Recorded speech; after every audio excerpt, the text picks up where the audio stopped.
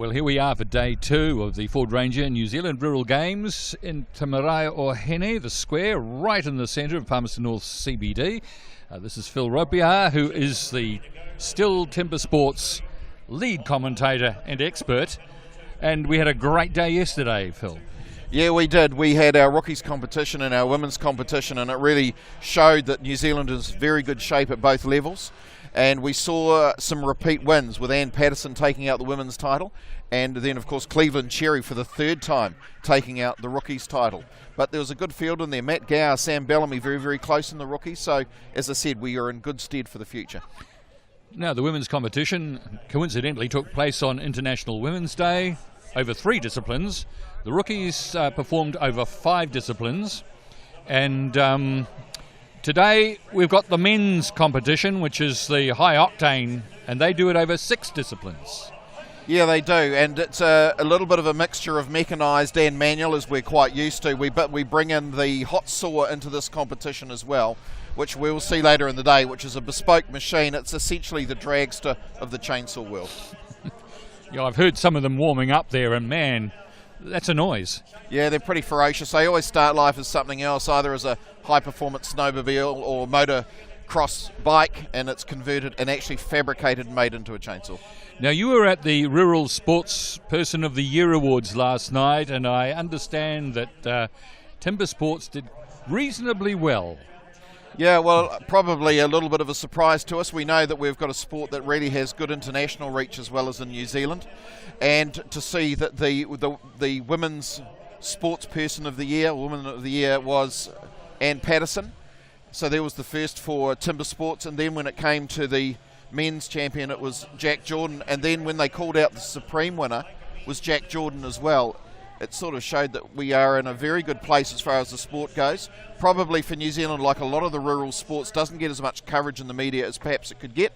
But I think really, if anyone's listening to this, I think you need to perhaps tune in on us. And of course, Jack Jordan will be performing later on today.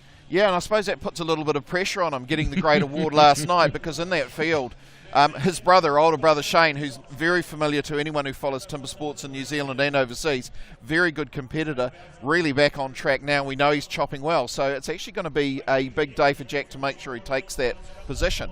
But also amongst this field is pretty much the entire New Zealand team that went to Stuttgart last year, and a few newer entrants from the club level. So we have a very good field, 10 in total, but it's going to be a really, really good competition today.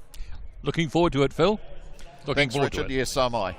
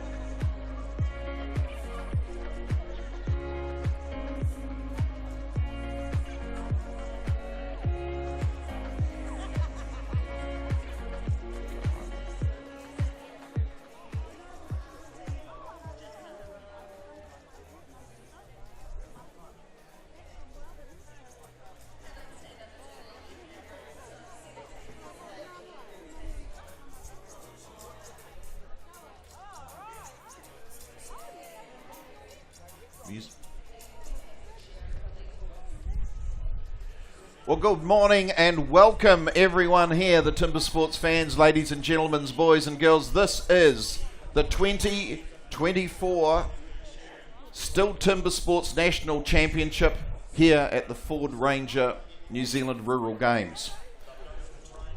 So TimberSports, what is it? Well, it shouldn't be lost on anyone that worldwide, New Zealand, arguably the greatest timber sports nation on earth. It comes from the results that have been achieved over many years. We have some pretty stiff competition.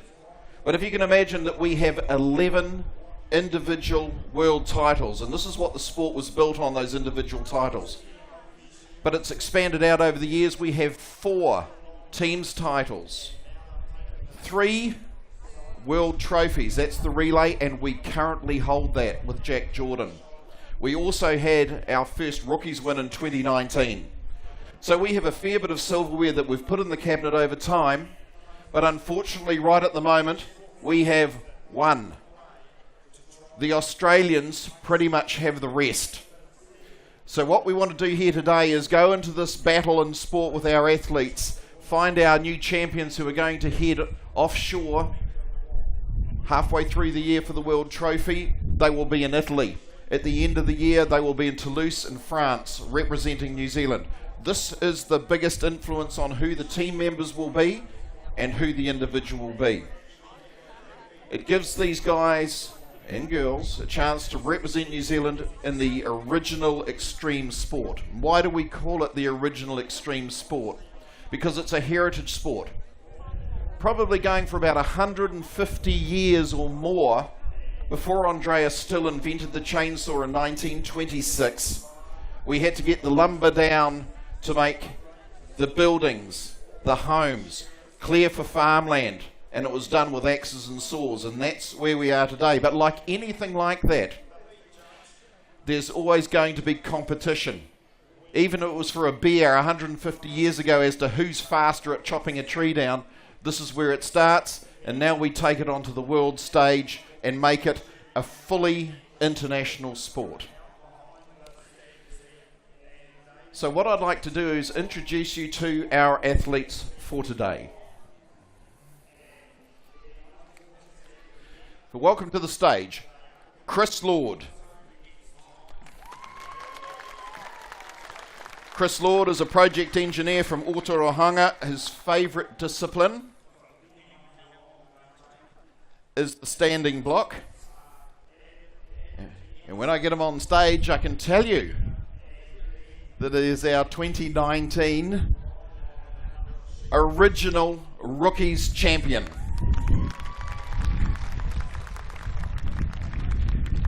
Next up, Kyle Lemon. Kyle is a police officer from Rotorua. The favourite discipline is the underhand, and he has 3 times been in the STIHL TimberSports New Zealand team for the World Championships. Nathan McDonald.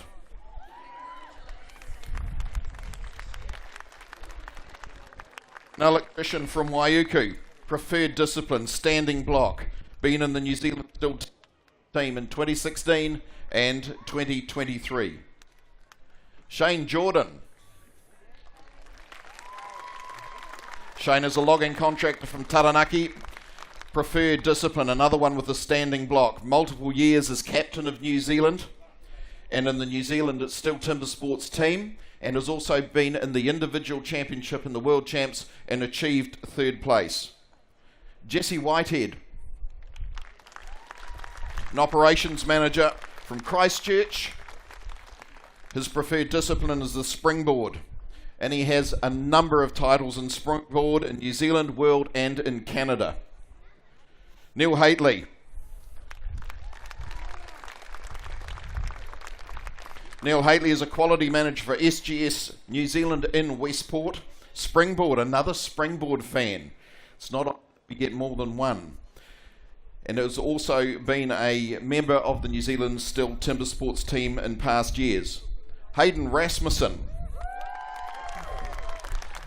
And of course I knew by the support he'd be from Otaki. The machinery operator, a solid club competitor, had his first taste in this competition last year. Bobby Dowling.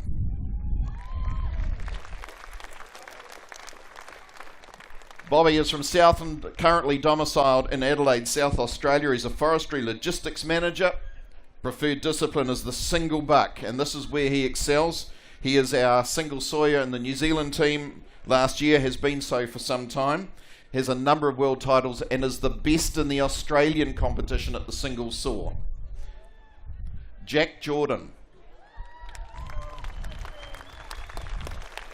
Jack is a farmer from Taumaranui.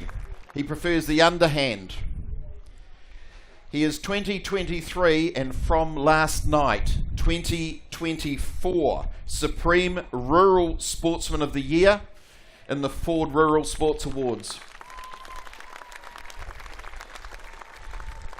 He is the reigning New Zealand TimberSports champion from our event last year, and he also has to his titles 2 World Trophy relay races, and he currently holds that title. Last but not least, first time up, Laurie Honey from Rotorua.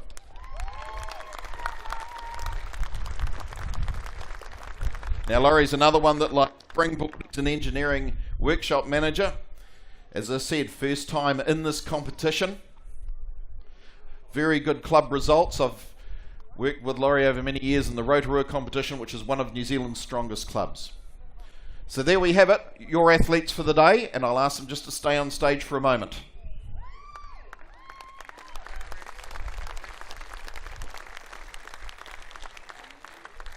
I'd also like to welcome onto the stage our 2 adjudicators for the day, Matt Hura and Adam Lowe.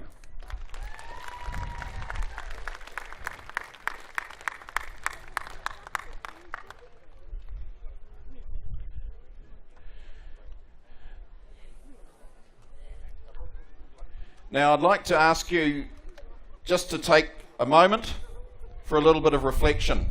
For those that follow TimberSports, and many that don't will be well aware that we lost last year a friend, family member, colleague, competitor, the fiercest competitor within the wood chopping fraternity, and a great mate.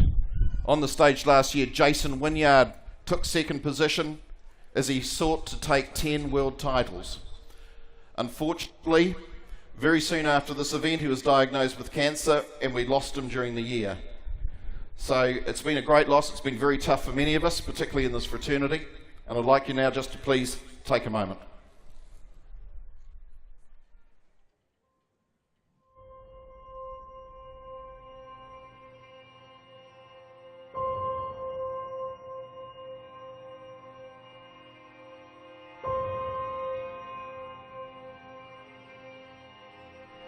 Jason Wynyard is a TimberSports superstar. I mean, you could not literally be born into anything better than Jason Wynyard has been. Jason Wynyard is our 9-time world champion. He's just been so incredibly successful. He's an unreal athlete.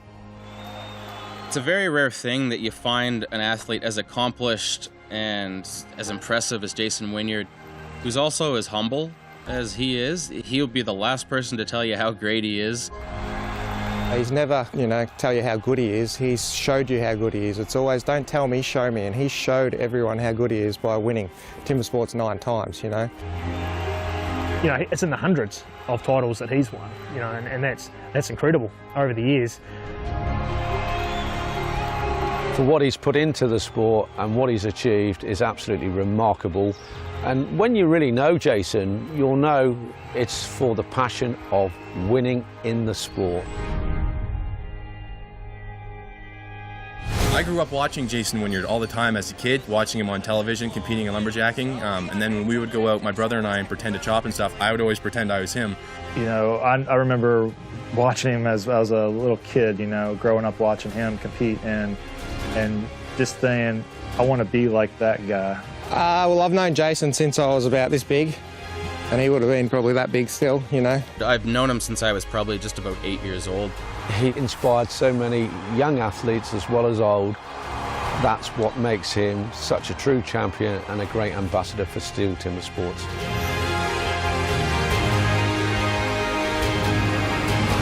So, he's kind of like Michael Jordan in a sense of our sport. Call him the legend of our sport, the icon. He's been kind of the Michael Jordan of TimberSports. He was the face of STIHL TimberSport, and he still is. He's just a legend. Yep.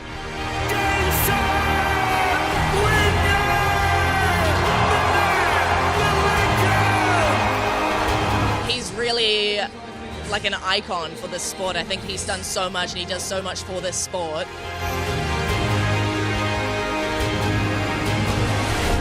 Jason is not just person about the sport. For me, it's a big part of my life because he was the one of first trainers who bring me where I am now. So I'm very happy that I know this man and why I like him, why we are very good friends.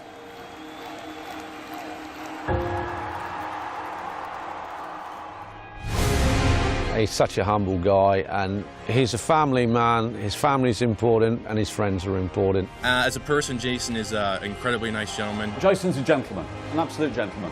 He would be Mr. Quiet, big gentle giant is what Jason has been and is still. He's evolved into a really professional athlete, but just a professional person, and he's a really good mate. Yeah, he is a bit of a legend, Jace. He's a gentleman. He's a really nice family guy.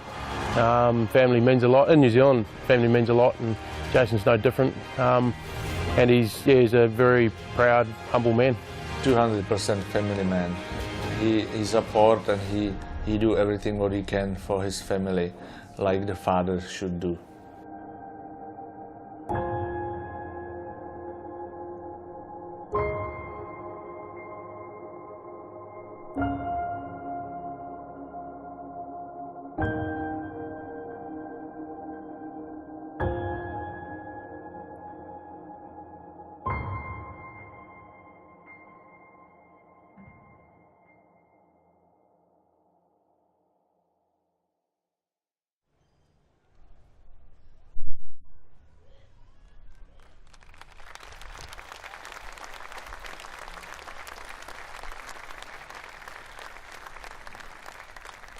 an absolute colossus in the sport with a set of results that may never be even. Right, and I know we want to see the event go ahead, so we're underway with TimberSports now. I'll ask our athletes to leave the stage and prepare for our first discipline, which will be the underhand chop. Thanks, chaps.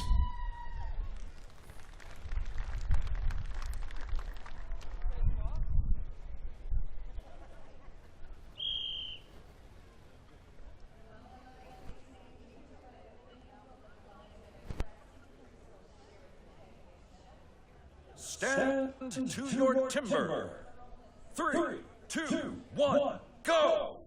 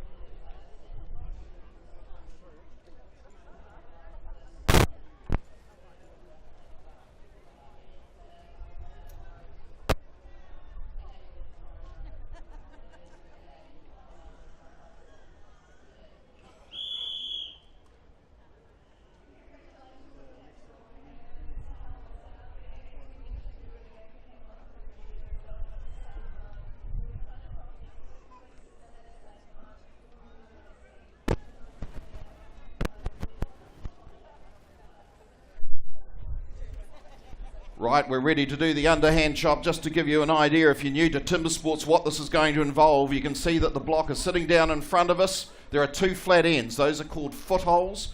That is where the athlete will stand. The objective is to cut that into 2 pieces as if it were a log lying on the forest floor, ready to be cut to length to be transported and made for lumber. They've already marked where they're going to cut. These blocks are drawn. They don't get to choose the best wood, they get what they are given on the draw. They're looking for the best wood, the least knots, and they will mark that block accordingly. So they will stand on top of those footholds and they will cut down beneath their feet. So, one of the favourite events for many. Let's get our first 2 contestants on. And we have Neil Haitley from Westport and Jesse Whitehead from Christchurch.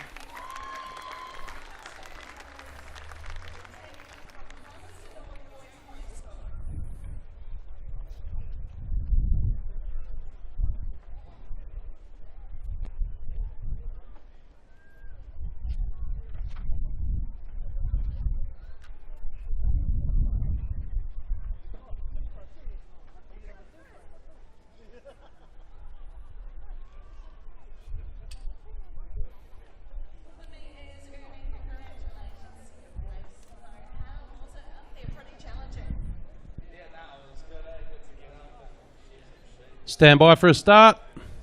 Athletes, ready. Stand to your timber. 3, 2, 1, go! So we're underway for the first discipline of the day. This is the elite competition in TimberSports. It is the men's open. We're looking to see good scarfs coming up there. Jesse Whitehead quite tight. He's shifting a lot of wood first on the turn, but Neil Haitley from Westport, he's only a fraction of a second, probably about half a blow behind. Let's have a look. We're looking for the daylight as they put that second scarf in, and it's Neil Haitley. He's coming back to this competition, means business.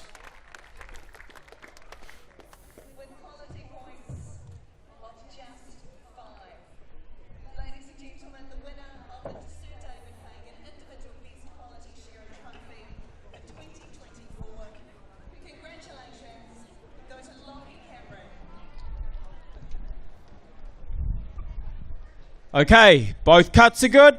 That's what we want to hear first up of the day. The last thing we want to see is any DQs. These guys know what they're doing. So the marshals have to have a look at those blocks, make sure they're cut correctly. If they cut into one of those footholds, that is an automatic DQ.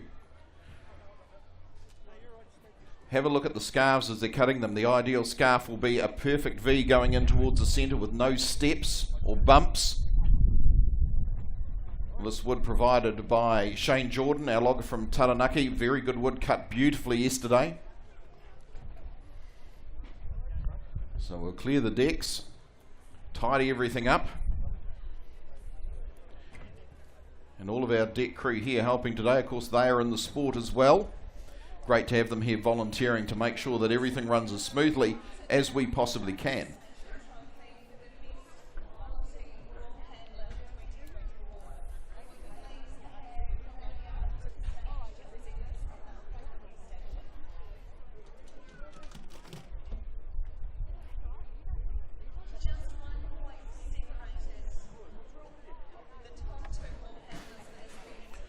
So I can just see the first times coming through now. Neil Haitley with a 23.45. Jesse Whitehead with a 27.35 to open the bidding for the day.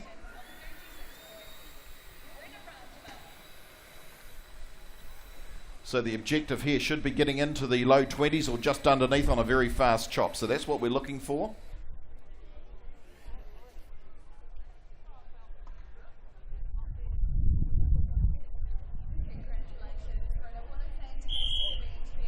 Time to welcome on our next two contestants. Please bring to the stage from Adelaide in South Australia, Bobby Dowling, and from Otaki, Hayden Rasmussen.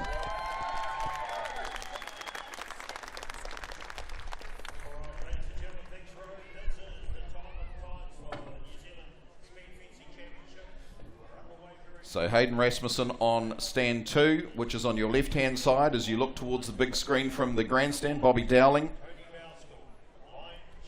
on 1, which will be on your right-hand side as you look towards the big screen.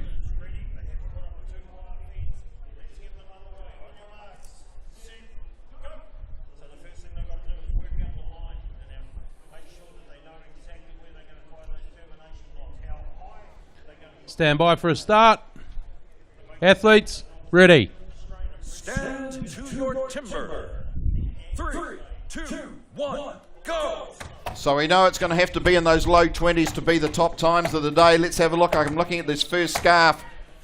Very clean and tidy there from Bobby Dowling. Gets a little bit of a stick. Probably cost him on the turn to Hayden Rasmussen from Otaki, who leads off the turn.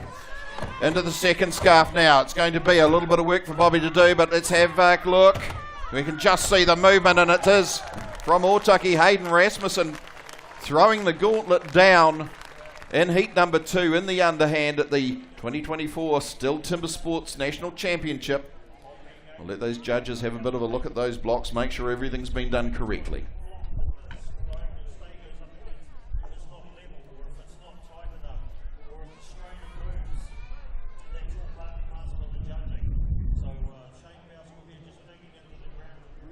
Okay, both cuts are good.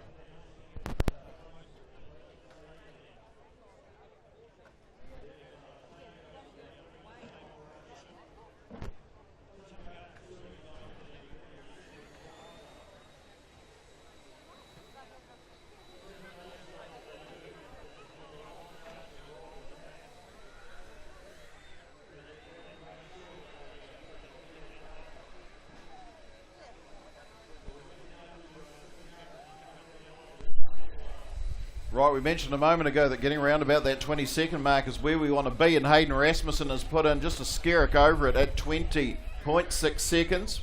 Bobby Dowling putting in a 21.63. So there is some seeding in these matchups, so we expect these times to drop as we get towards the later competitors. Let's welcome to the stage Nathan McDonald from Waiuku and Laurie Honey from Rotorua.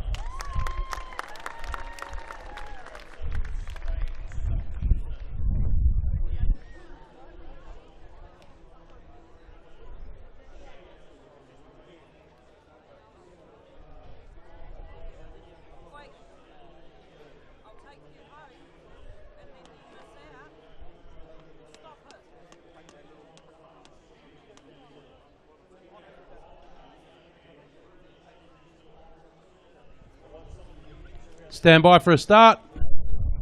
Athletes, ready. Stand to your timber.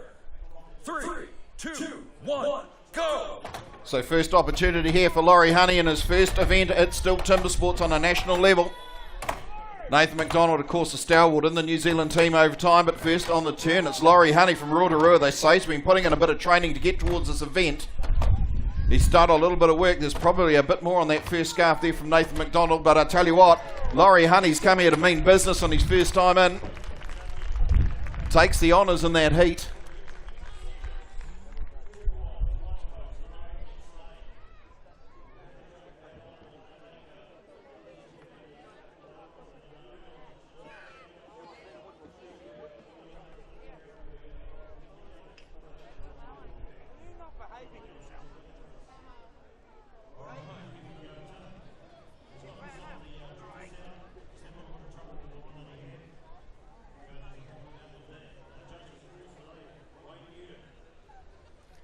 Okay, both cuts are good. Oh, good work from those two competitors. I'm sure Laurie Honey's going to be happy. We'll have a look at those times in a second when they come through. Now, just for your information, the diameter of these blocks is 32 centimetres or 13 inches in the old money.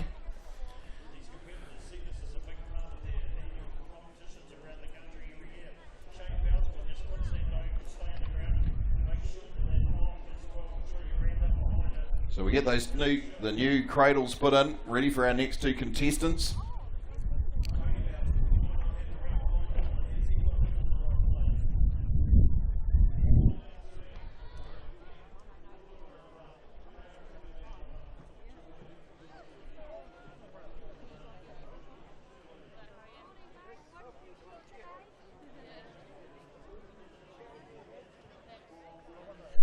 So the times to hand, Laurie Honey, we knew it was good, 19.18. So leading the field at the moment, Nathan McDonald with a 22.91.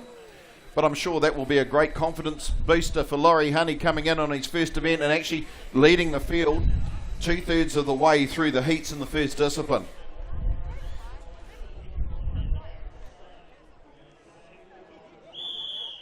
Please welcome to the stage from Stratford, Shane Jordan, and from Otorohanga, Chris Lord.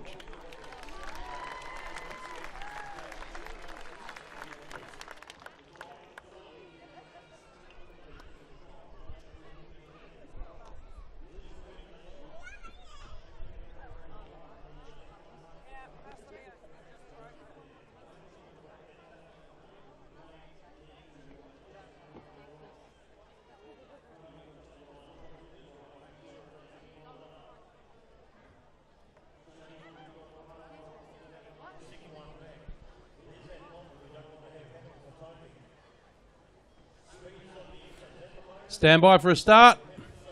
Athletes, ready. Stand to your timber. 3, 2, 1, go! So it's Chris Lord up against Shane Jordan. It's 19.18 seconds to take the lead in the field in this first discipline of 6 for the day. First on the turn, Shane Jordan, but a little bit more work being done by Chris Lord. He's got a bit more out of that first scarf. Could make the second side a little bit easier. Slight stick there for Shane Jordan. Might have cost him a quarter of a blow, but he looks like the daylight's through and he's done it.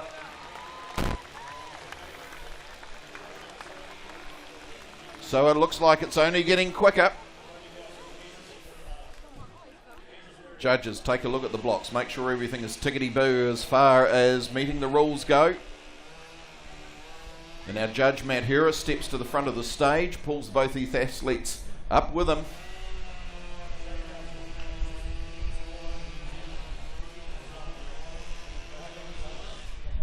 Okay, both cuts are good.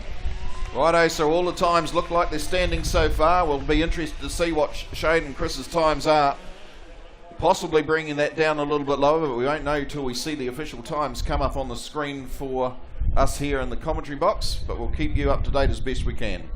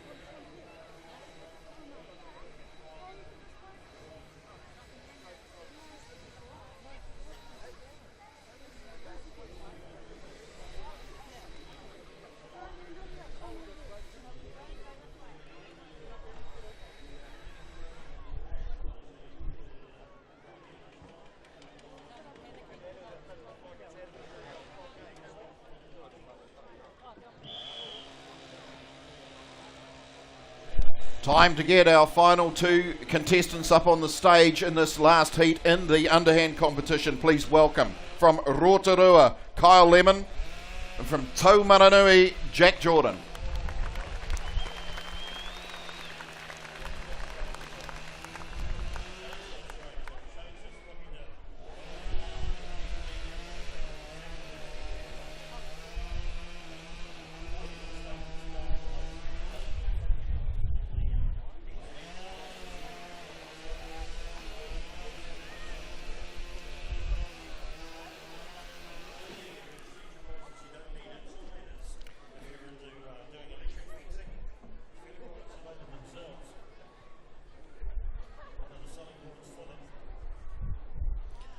Stand by for a start.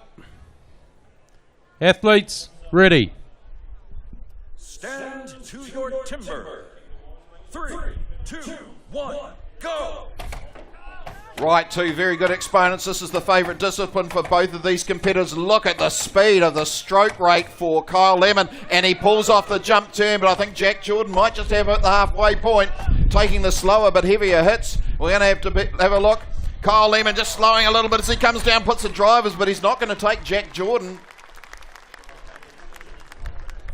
So the current New Zealand STIHL TimberSports champion opens his account with a heat win, but we'll have a look at the times because that's going to be the important bit, because we take the times and we convert them to points, and when we add them up over all disciplines, we will have our 2024 champion. Okay, both cuts are good.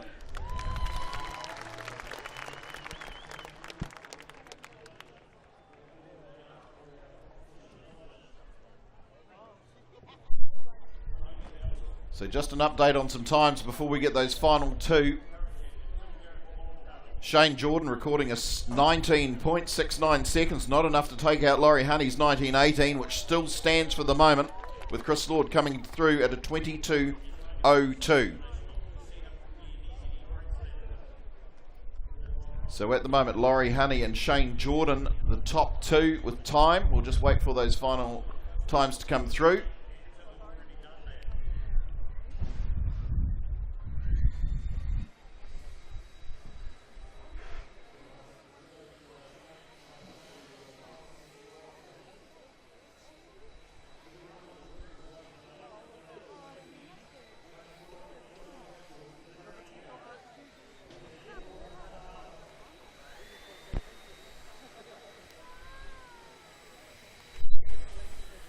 Right, we thought we'd see those times come down. Kyle Lemon, a very respectable 18.54 to put him into second position, but the gun on the first discipline, without doubt, Jack Jordan, 16.24 seconds to lead the field out of the first discipline.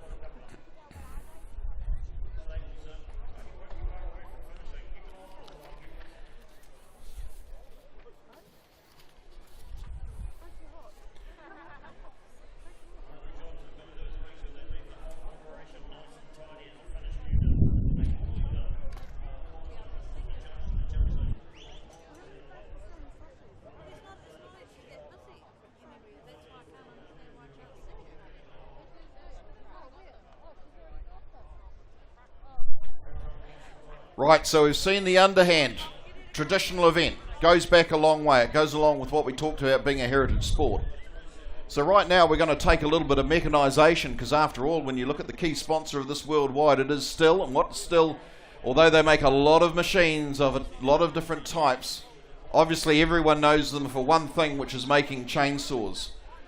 And of course, we need to have a chainsaw that dominates the market, and it has done for many years. This saw at our feet is the STIHL MS661. 91cc, just a shade over, 5.4 kilowatts of pure power. Has a full engine management system, has a weight of 7.4 kilos, dry without bar and chain. And you can own one of these. It is a stock saw, therefore you can go to your friendly STIHL shop and actually buy one of these off the shelf with bars that range from 20 inches through to 36. So we use 20 inch for this competition. The saws are matched to make sure that each contestant has the same advantage. The saw will be started, warmed and left idling, and they will make 2 cuts from this log. 1 down, 1 up, we stop the clock. So that's what's coming up for you next.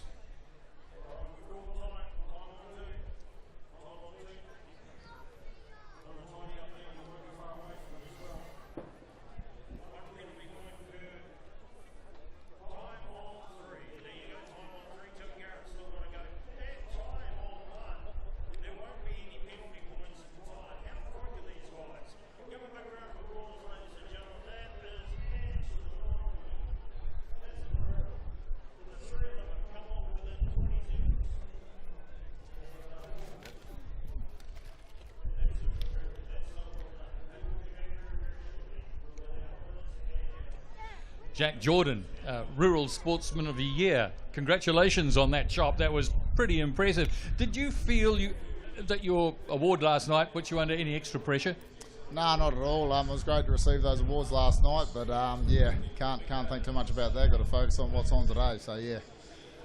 So you left it all for that event?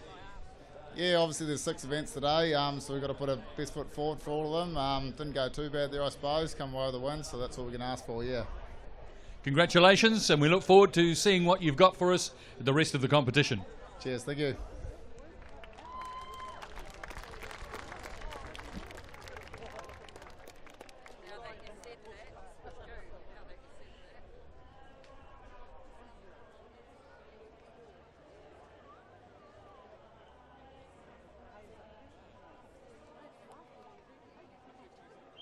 Welcome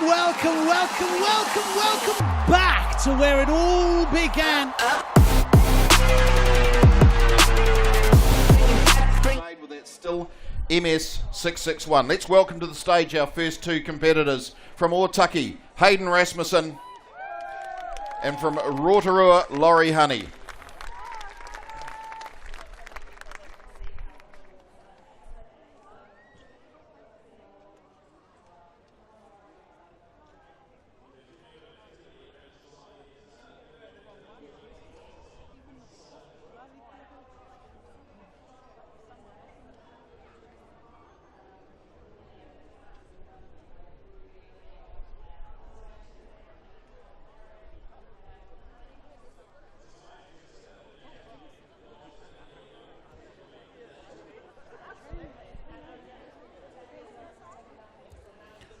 Warm up your saws.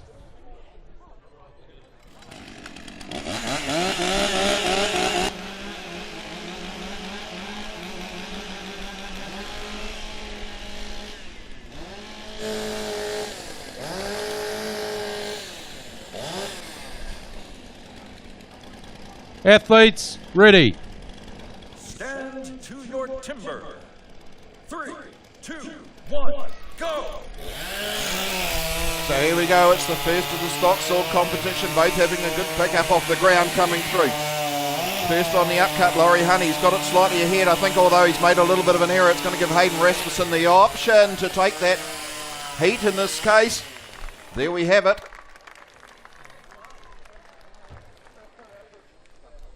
Two cookies on the ground, that's the objective here. Judges need to check, they're only allowed to cut into that log 100 mil, 4 inches in the old money. There's even a line down the centre there that when they start, before they pick that saw up, they must have 4 fingers of each hand over that line. Done by judge's eye here, but when we go to the international, they actually have a camera sitting over the top of each block to ensure position at start is correct. So they're just having a closer look at those cookies. If they breach the line on the 100mm limit, it has those ugly letters D and Q behind it.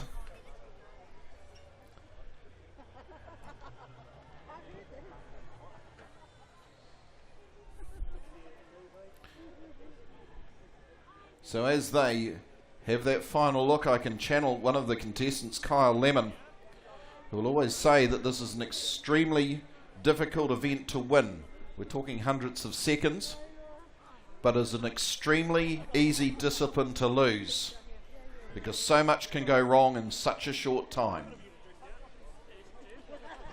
So both of our judges having a look at the frame by frame replay.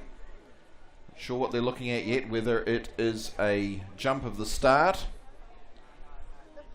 or a wrench where the cookie hasn't been cut through the final fibres, where maybe it's been flicked off by the bar. We just won't know until we get that final decision. If you see that yellow marker chucked up on the stage at any point, it means that there is a question to be asked about one of the contestants that needs to be checked and approved to go through for the result.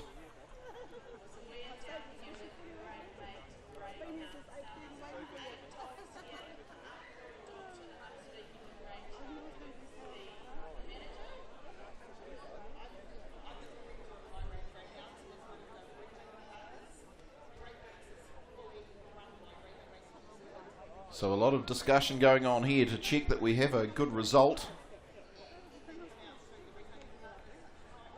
Using coach's eye and app on the timers so that we have the ability to get an exact time. There should never be anything like a draw.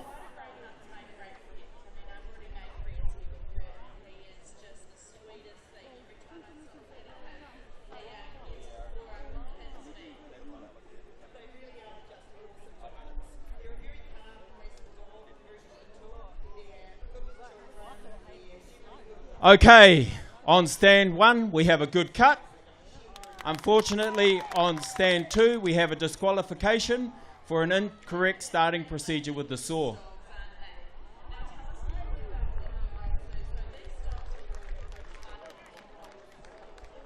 So there you have it. Doesn't always go as you planned. There can always be something that goes wrong, and as I said, with an event like this, which is so quick, very, very easy to make an error, and often they are technical errors.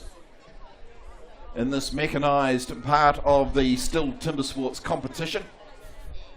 As we go through the day, we are looking for our champions who will represent us overseas.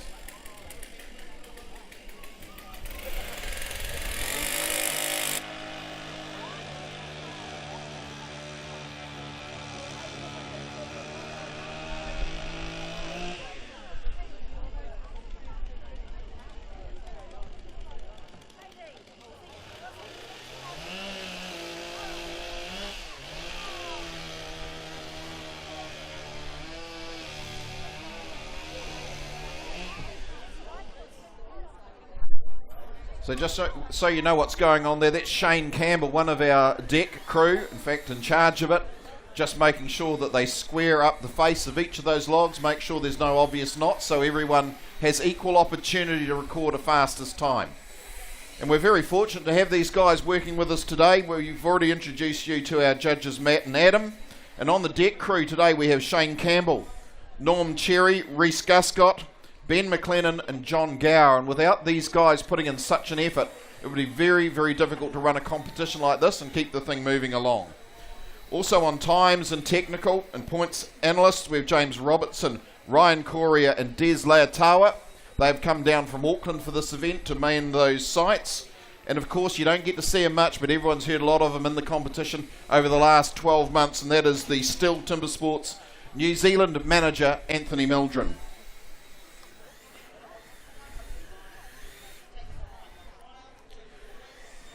So they do a fantastic job, and they're using those STIHL battery blowers, and if you haven't got one of those, you probably need to go down to your friendly STIHL shop and have a look, because right now we have endless power with an extra battery if you purchase a kit.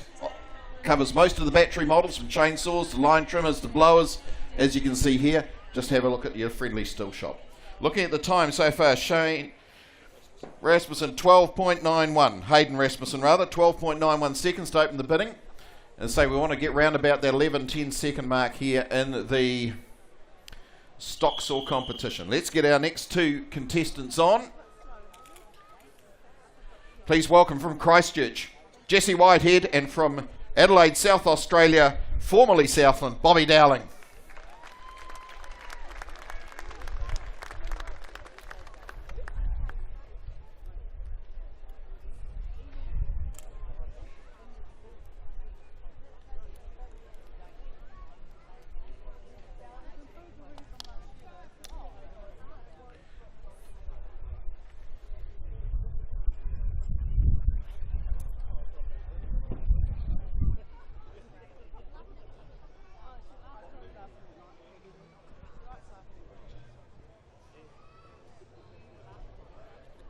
Warm up your saws.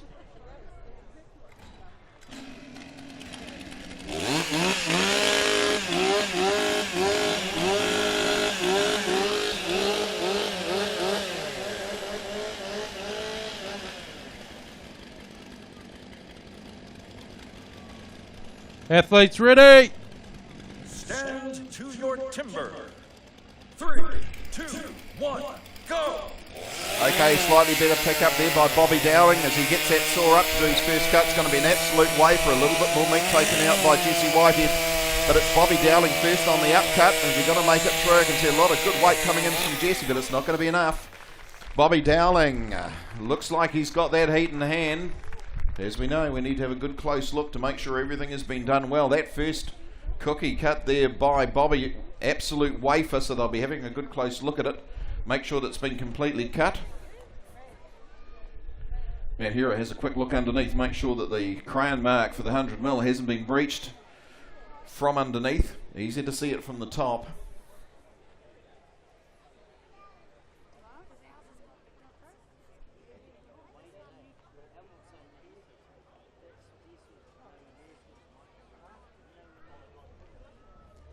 Okay, both cuts are good. Isn't that what we want to hear?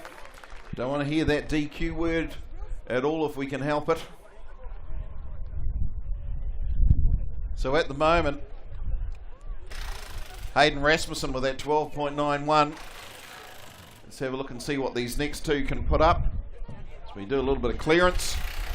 Our wonderful deck crew just make sure they get all the chips off so that there's nothing slippery underfoot, and that each contestant that's still to come has an equal chance of putting down fastest time.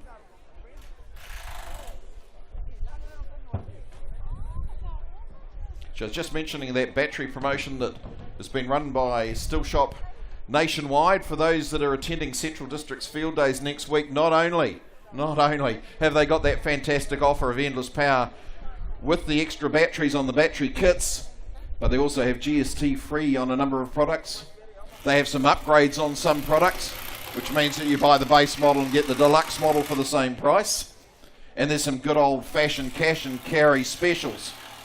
So if you're attending CD Field Days, easy to find them. They are opposite the food court and the Lifestyle Pavilion. Chances are one of your favourite STIHL Shop will be on site. There are 7 of them working together, so that's where you need to be next week. So once we've finished Rural Games, this region is all about Central District's Field Days.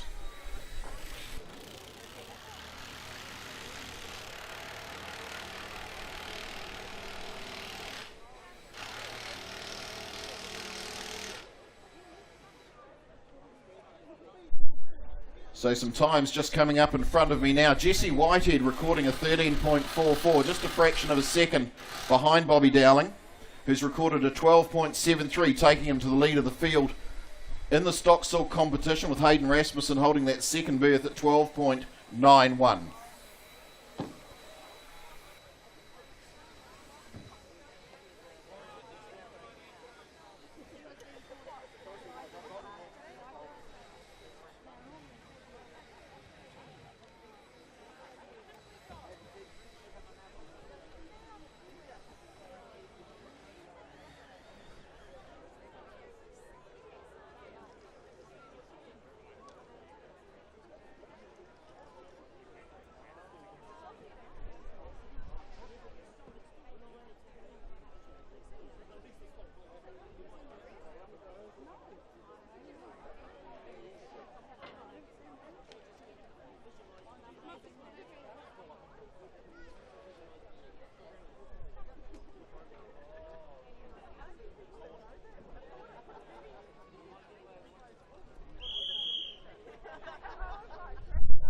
Well, that whistle means time for our next two contestants to come on from Waiuku, Nathan McDonald, and from Taumaranui, Jack Jordan.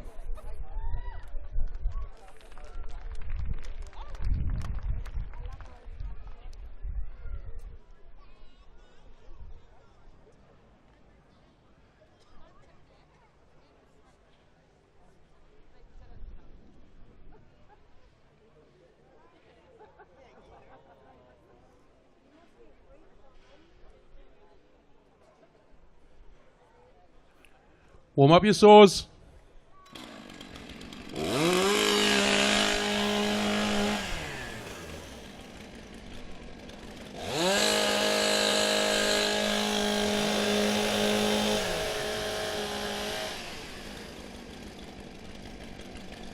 Athletes, ready. Stand to your timber.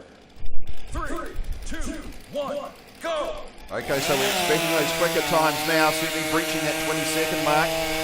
Nathan McDonald putting good weight on, but Jack Jordan, he's very proficient with the chainsaw. Good upcut coming here from Nathan McDonald. It might be just enough too, and I think it is. I think it is.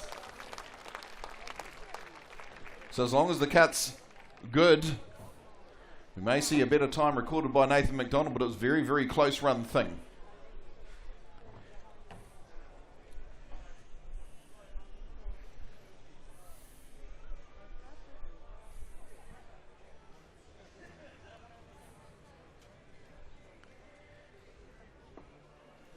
Okay, both cuts are good. Right, going to be interesting having a look at those times. As I say, they'll be hopefully crawling further underneath that 15-second mark. As I say, the fastest time so far to beat is Bobby Dowling with a 12.73. So we'll wait for those times to come up, keep you informed.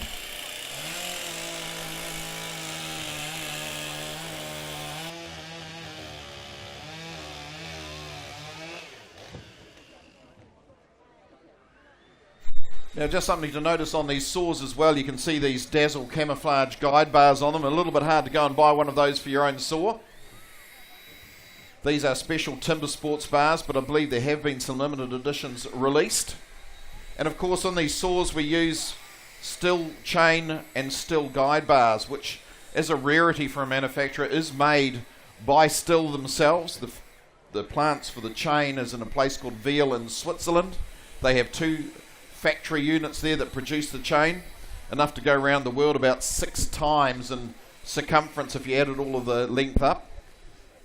But it's always good that a manufacturer does make its own bars and chain, because if you consider that if you put all of that work in to design a power head to be the most efficient and the highest output and the best to use, particularly commercially, then it makes a lot of sense that you make the cutting attachment as well, rather than relying on someone who doesn't make a power head to actually make a chain for your saw. So if you're actually out there in forestry, arborists or anything commercial, farming, whichever it is, I'm going to suggest that you always stick to using STIHL bars and chain on your STIHL saws. And if you do have one of those other brands, we do have chain that will fit those as well, probably double their value.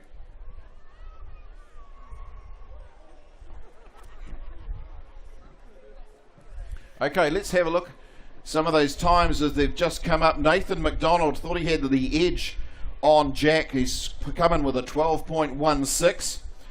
Jack Jordan came in with a 12.54, but both those times quicker than what has gone before. So now that we look at the total coming through the stock saw competition, Nathan McDonald now leading the field.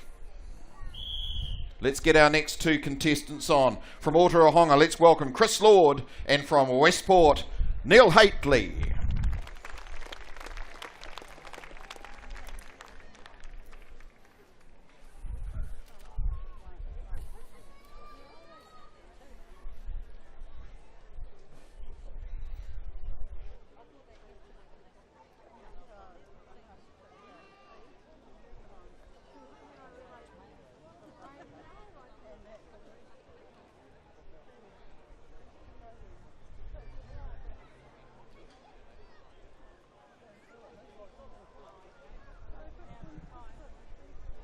Warm up your saws.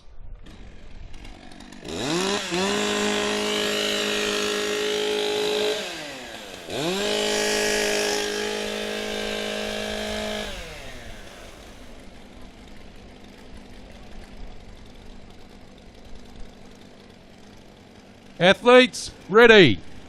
Stand to your timber. 3, 2, 1, go! Right, let's see if that time can get a little bit closer to the 10-second mark. Springboard coming down, nice bold stroke, and they've come out of the bottom into the transition. Absolutely neck and neck. Neil Haitley on the upcut, and he's going to do it. But I tell you what, a bit hard to see from where I am that bar come out of the top for Chris Lord, but I'm going to say that they are going to be very, very close in time, those two. Only that 12-16 from Nathan McDonald to beat in this discipline. Match referee's just checking the cookies, make sure everything's been done correctly. Okay, both cuts are good. That's what we want to hear.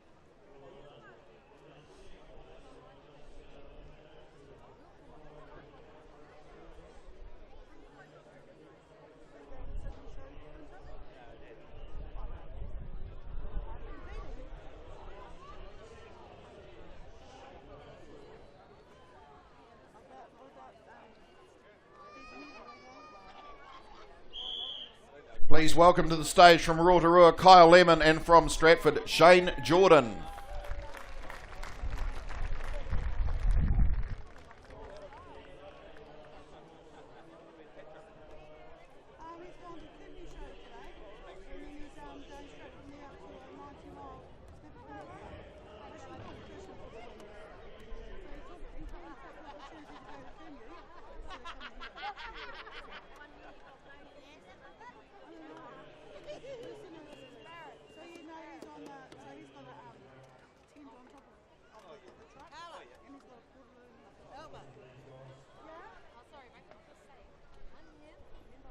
Warm up your saws.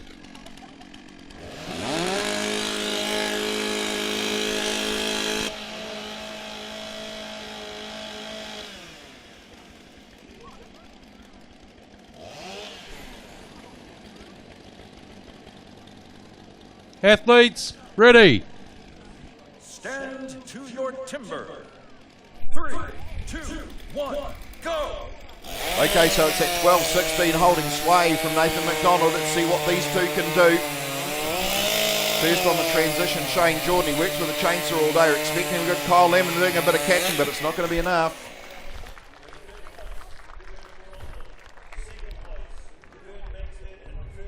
We'll check that time, but ladies and gentlemen, that's how you handle a chainsaw.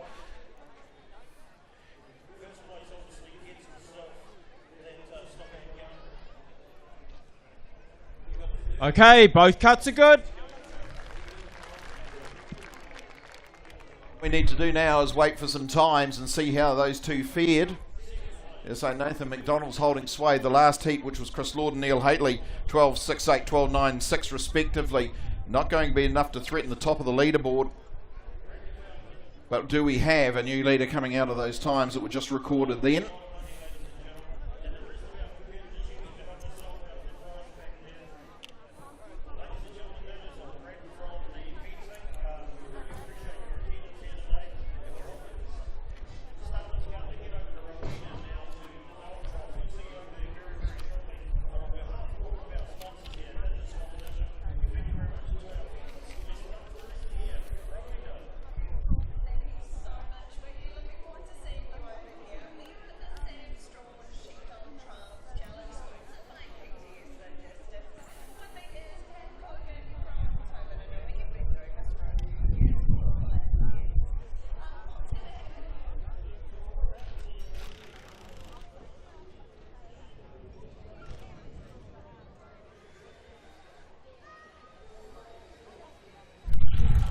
Well, I'm sure everyone's waiting for some news coming from that last heat in the stock saw. It was the ultimate heat in all respects. Kyle Lemon putting in a 12.11 seconds. Taking care of Nathan McDonald's 12.16, but all of the glory goes to Shane Jordan, who has recorded an 11.38 seconds for the stock saw. So a good mix there. Let's just have a look at how Shane did in his underhand. Pretty reasonable, because of course they're accumulating points all the way through, so you're looking for consistency. So between Shane Jordan and brother Jack Jordan, looking pretty good as far as the leaderboard may sit, but we'll keep you updated with that as we go. So as we just prepare now for the standing block competition, we'll get the stands put in, get some blocks put in, and then I'll give you a run through as to what we are aiming to achieve in this particular part of the sport.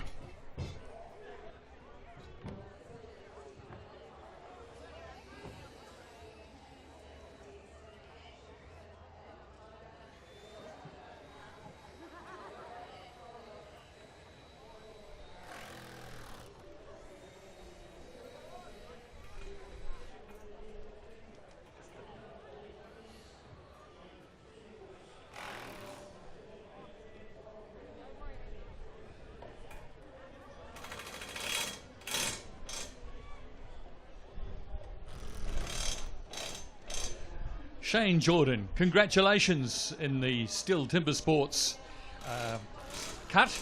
You, I understand, actually select the logs that are used in this competition. Did you, you know? Oh, we get about 1,000 logs for all the shows up in Taranaki. Tomorrow there's a show in Kumeu as well, so we send wood there. Also Ratahi. So yeah, we do a fair few logs, and yeah, this is definitely another show we do. So it is probably an advantage getting your own wood, but everyone has the right to come and help me get them and that, so they can have it, live and try as well. And there's a little bit of brotherly competition between you and Jack? Yeah, Jack's it's been great, Jack coming along. He's definitely made everyone honest, and yeah, he's been beating us pretty hard all season, so it's definitely good to get one over top of him.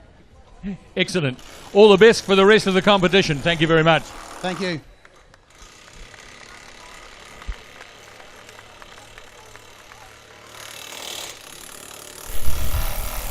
Okay, ladies and gentlemen, stand by. Does anyone fancy a STIHL t-shirt? Put your hands up if you do. All right, stand clear, because STIHL, our marketing services manager for STIHL New Zealand, has the t-shirt gun, and he's going to try and aim it to you. So put your hand up.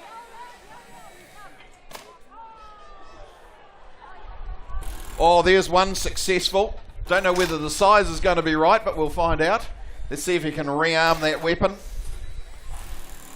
Now, just a note, Rural Games takes no responsibility for injuries that may occur from someone jumping over 4 rows to get the prize.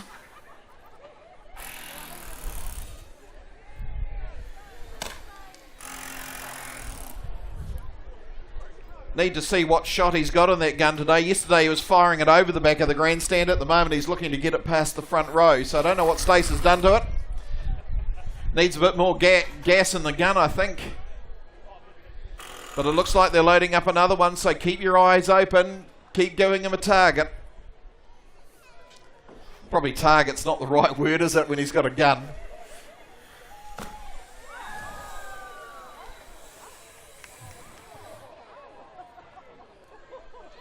Oh, and he's got another one. We really must have a few t-shirts to give out. Look at this.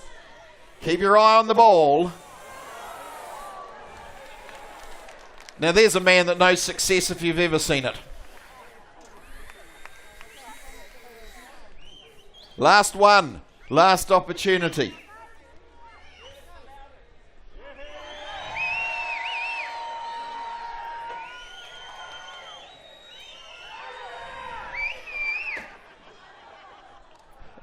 And there we have it. Stay tuned. We might still have some that we can send out a bit later. So you want to stay right here. This is the place to be. Ladies and gentlemen, boys and girls, and still TimberSports fans, great to be here again at the Ford Ranger New Zealand Rural Games. And always remember the sponsors that put these events on. Make sure you support those guys when you're making your purchase decisions so that we can keep doing this sort of stuff.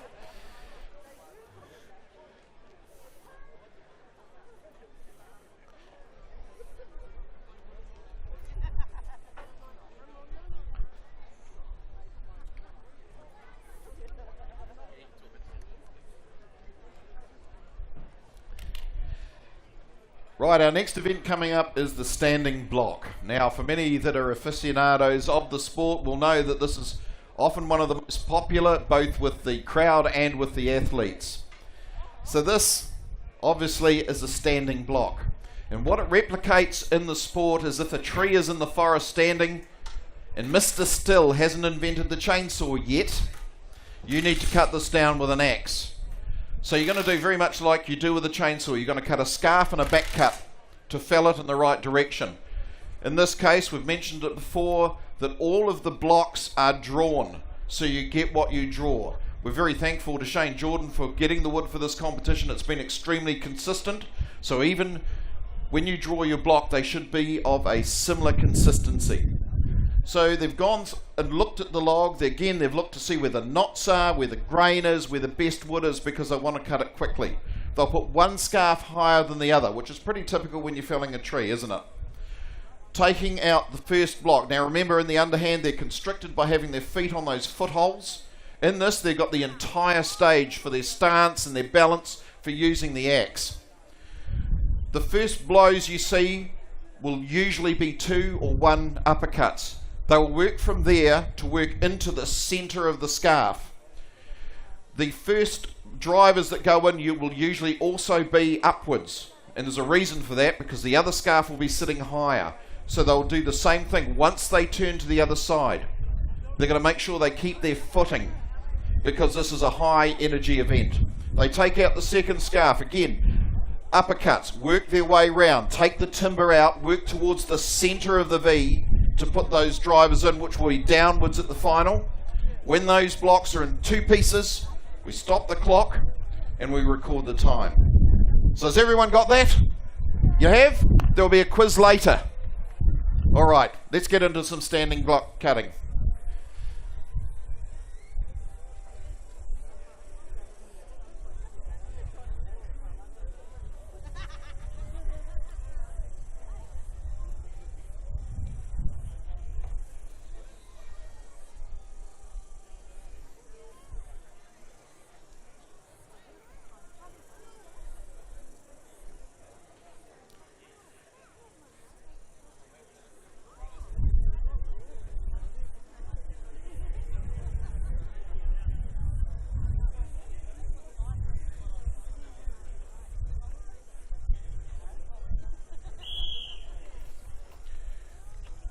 Let's welcome on our first 2 standing block choppers. It's from Adelaide, South Australia, Bobby Dowling, up against, from Christchurch, Jesse Whitehead.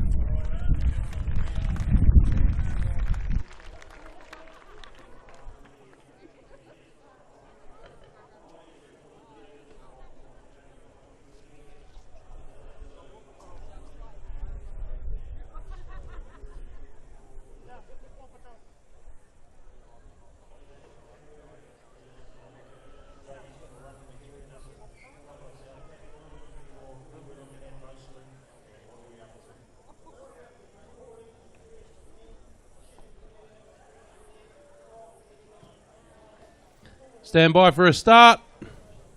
Athletes, ready. Stand to your timber. 3, 2, 1, go! Okay, here come the heavy hitters. This is a great event. This is where the real muscle goes in. No constriction on foot placing. Just hit it as hard as you can and as accurately as you can. Bobby Dowling first on the turn to the back. Jesse Whitehead now. Those drivers again, as they were upwards, they're coming and clearing that second scarf now. But at the moment, it's looking like Bobby Dowling. We've got a bit of movement in the top block, and he's got one fiber's cost him. One fibre, one blow. Didn't sever on that far side for Bobby, giving Jesse a chance to just scoot in at the last minute. Okay, we'll check the times, but we've got a target time of this event somewhere around that 20-second mark. See how close they can get to it.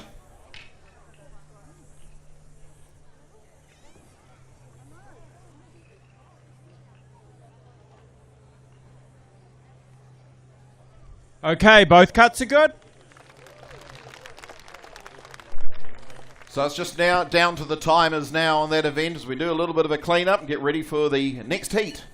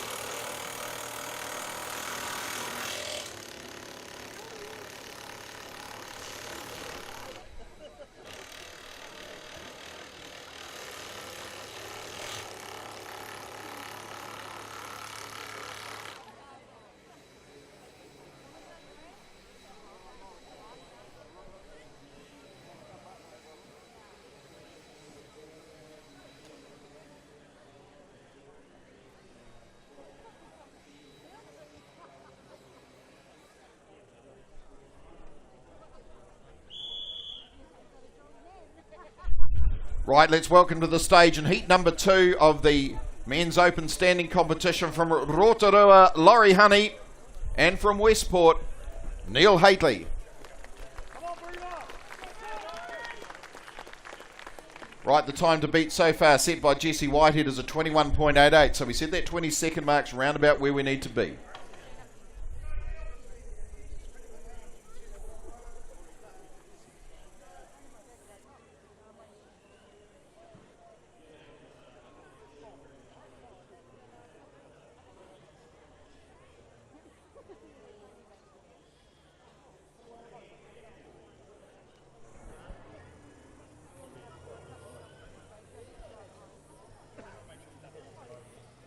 Stand by for a start. Athletes, ready. Stand to your timber. 3, 2, 1, go! So Laurie Honey getting the first blow in, just a fraction of a second ahead of the big man Neil Haitley from Westport. Lovely first scarf there from Laurie Honey, comes into the centre, puts the drivers in. Drivers just go in. Neil Haitley on the turn. But at the moment in this heat, it's all Laurie Honey looking to get down towards that 20-second mark.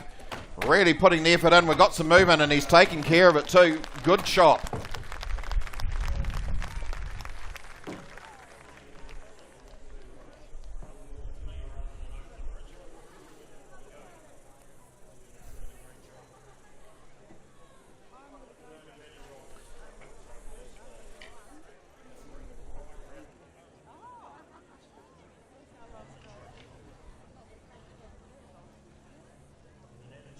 Okay, both cuts are good.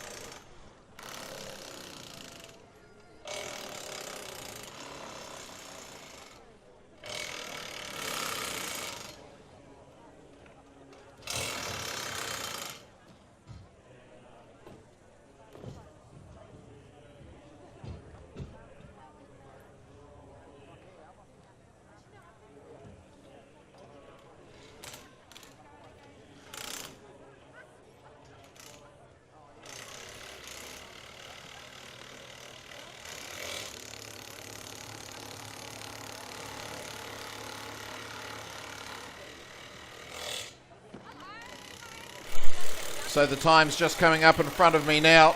Laurie Honey recording a 20.71, taking the lead in the standing block competition. Early in the heats, Neil Haitley recording a 23.18. So at the moment, Laurie Honey and Jessie Whitehead leading a field, but as so we're only halfway through.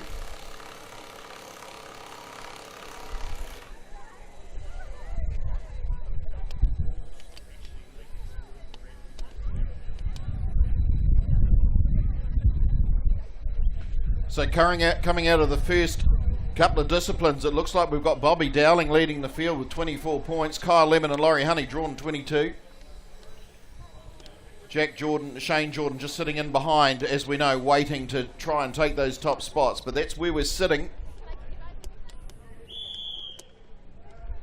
Let's welcome our next two contestants onto the stage. From Otaki, Hayden Rasmussen. And from Rotorua, Kyle Lemon.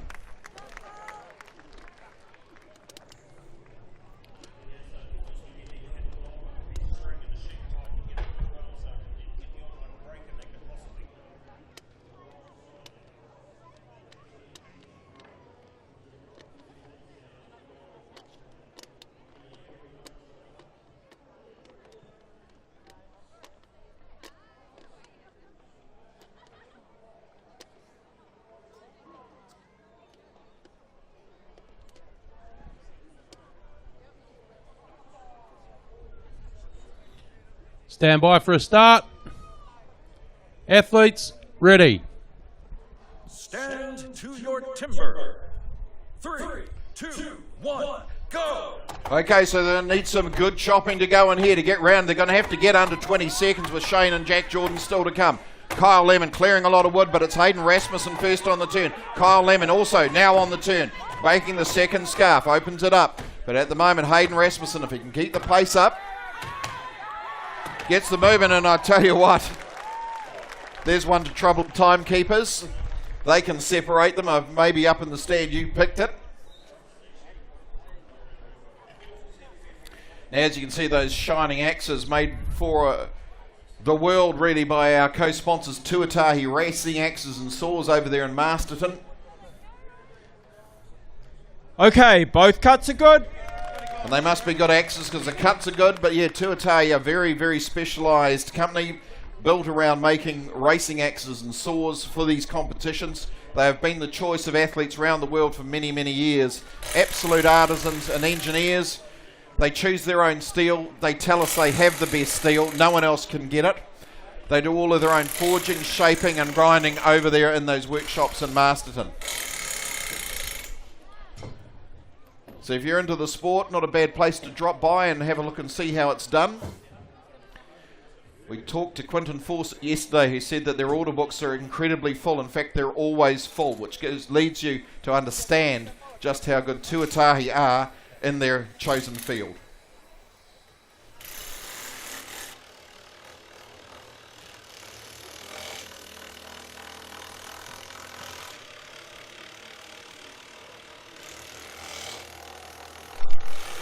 So we've breached the 20-second mark with the times put in, and although it's very close to see who got the fastest time, Hayden Rasmussen takes out the honours with a 19.14, with Kyle Lemon very close behind with a 19.26, and so far those are the fastest two times in this standing block competition.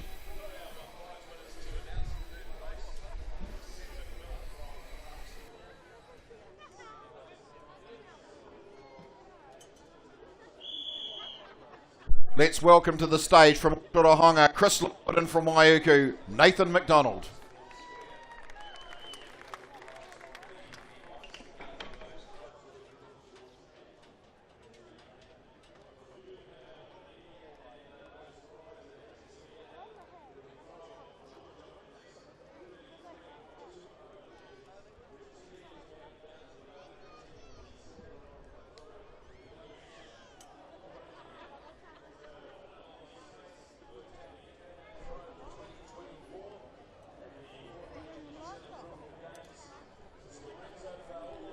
Stand by for a start. Athletes, ready. Stand to your timber. 3, 2, 1, go! So we're under the 20-second mark as we bring these two heavy hitters up onto the stage. Chris Lord, former rookie world champion, up against Nathan McDonald. And first on the turn, Nathan McDonald, but we're talking about one blow difference between the two as they head for that second scarf. Let's see the weight go in. You're the ones watching from the other side. Let's hear the noise, but it's Nathan McDonald. He managed to do it. A couple of extra blows required here from Chris Lord. Oh, it's starting to get good. We need to check those times. We saw those two sub-20s in the last heat. It's going to be interesting to see how we go here. And we still have the Jordan brothers to come.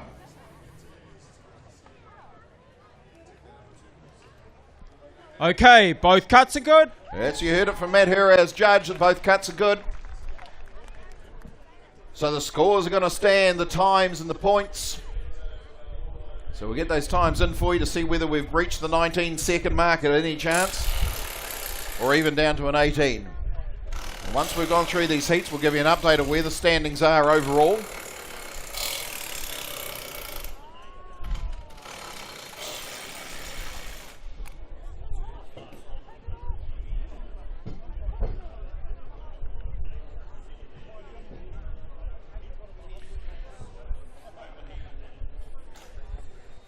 So as I mentioned, the fastest time for the day so far before that heat was Hayden Rasmussen from Otaki recording a 19.14.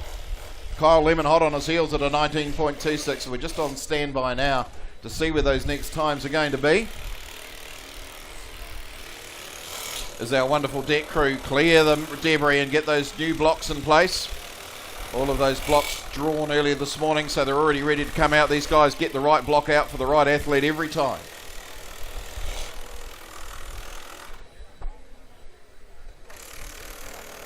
So Chris Lord coming in with a 20.56. Those last few blows cost him some time, but we have a new leader in the form of Nathan McDonald.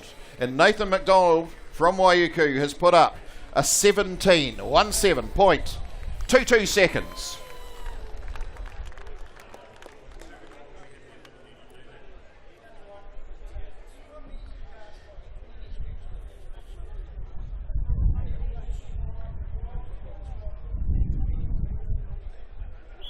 Okay, here we go. We've seen the time is going to be 17.22 to beat, but let's welcome to the stage from Stratford, Shane Jordan, and brother from Taumananui, Supreme Sportsman of the Year in the Rural Games, Jack Jordan. So lots of experience with these two on the international stage. Both have competed as individuals in the World Championships. That's quite a feat for any axeman in any country of the world.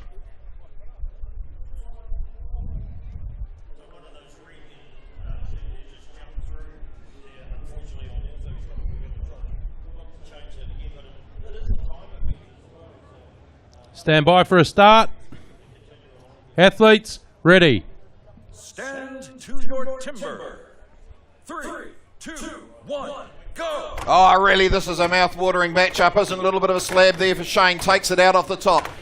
Oh, both quick on the turn. They don't seem to have done a lot of work on the front, but they know they can do it. These are the fastest hitters probably in the world at the moment. Let's have a look and see who's going to do it. One more blow, and I tell you what, how's that for sibling rivalry, everyone? Isn't that absolutely fantastic?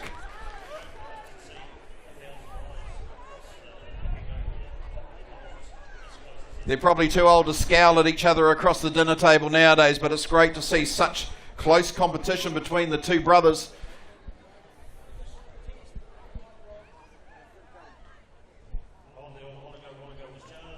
Okay, both cuts are good. As you would expect, both cuts are good. Oh, I'm going to be interested to have a look at those times as we come out of that last heat in the men's standing competition.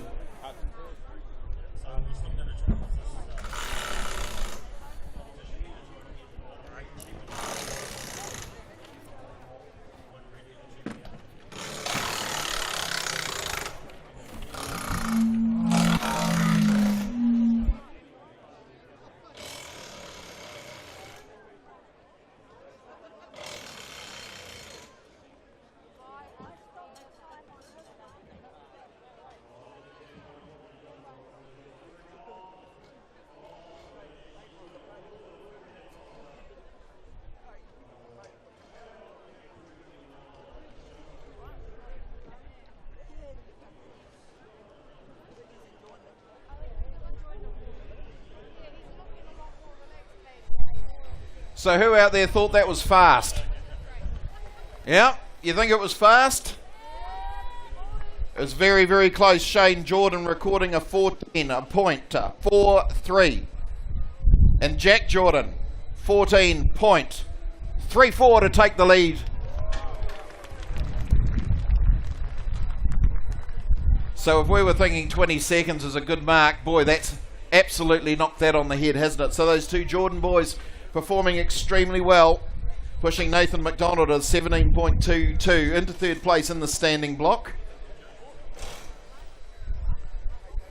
And so just having a bit of a look at that leaderboard, and I know you're all going to be interested in this.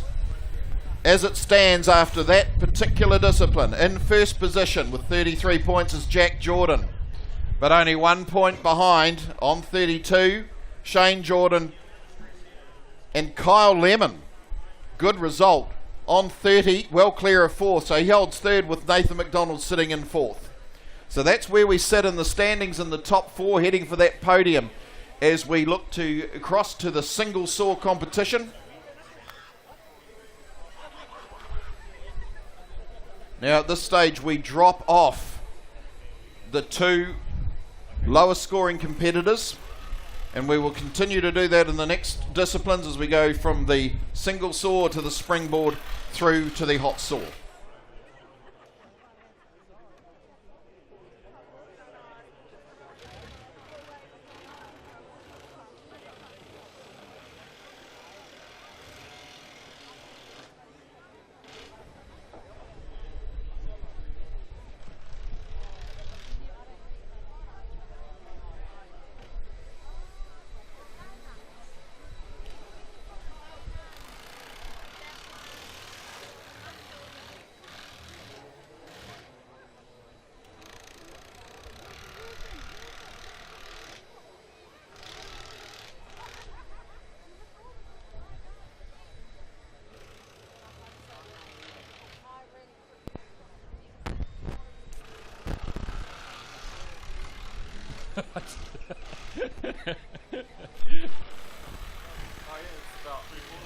Still TimberSports, ladies and gentlemen, excitement plus, and halfway through the men's competition here at the Ford Ranger New Zealand Rural Games, we have Jack and Shane Gordon.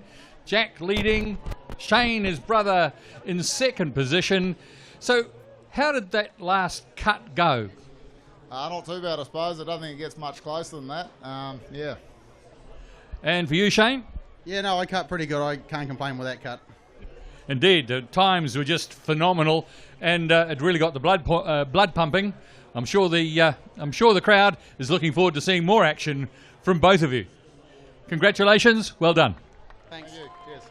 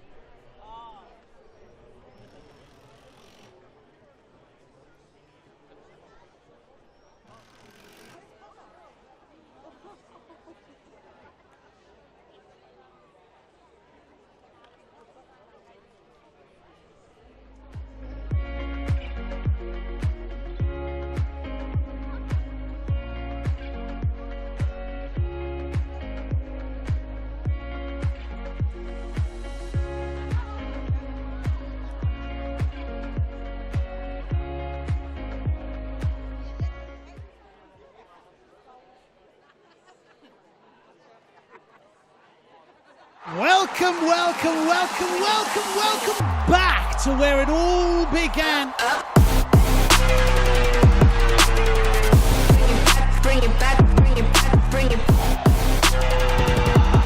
Oh my goodness, that's a personal best, fantastic time. Keep that single box straight and true.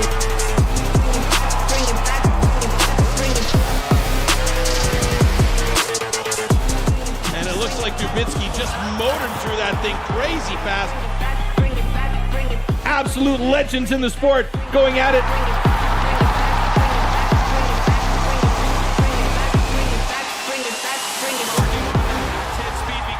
They will now go and draw their blocks. And then we'll be underway with that single saw. So don't go anywhere. Once we've got that done, we'll have our athletes back out on stage for you. Of course, we've got the STIHL barbershop over there. If you need a little bit of a trim or a style, I highly recommend that you go over and visit those good people. And of course, while you're thinking about autumn coming up and you've seen the STIHL battery blowers up here on the stage, always remember that that's only one part of STIHL's battery range. There are brush cutters, chainsaws, hedge trimmers, and just about anything you can think of to power with a battery, even a concrete cut-off saw. Makes up a huge part of the catalogue, and right now on most of those battery tools, if you buy a kit, you'll get a free battery. Get rid of that range anxiety. Make sure you know you're going to be able to finish all of that lawn in one go. So go and see your friendly STIHL shop. Obviously there's one on Main Street here in Palmerston North, in Fielding. In fact, in all of the areas around Central Districts, you'll find a friendly STIHL shop that can help you into the right battery tool for all the jobs you're going to do. And once you've got that battery, all of those other tools take the same battery. You're away, working, enjoying every second of it. So, while we're talking about machines and petrol machines and battery machines, the next sport that's coming up is very manual. We're going to get out what we call the misery whips. So keep that term in the back of your mind, because we'll tell you what that means very soon.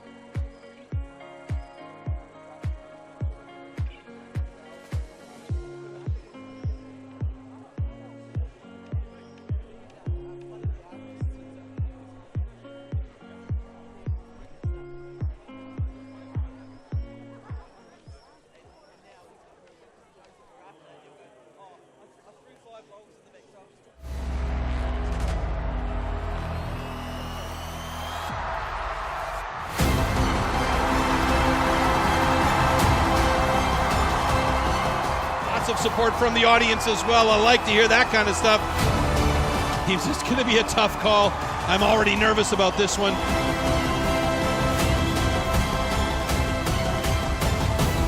Tough one to catch up with Sterling Hart, who's already done look at that. 58.91. Wow!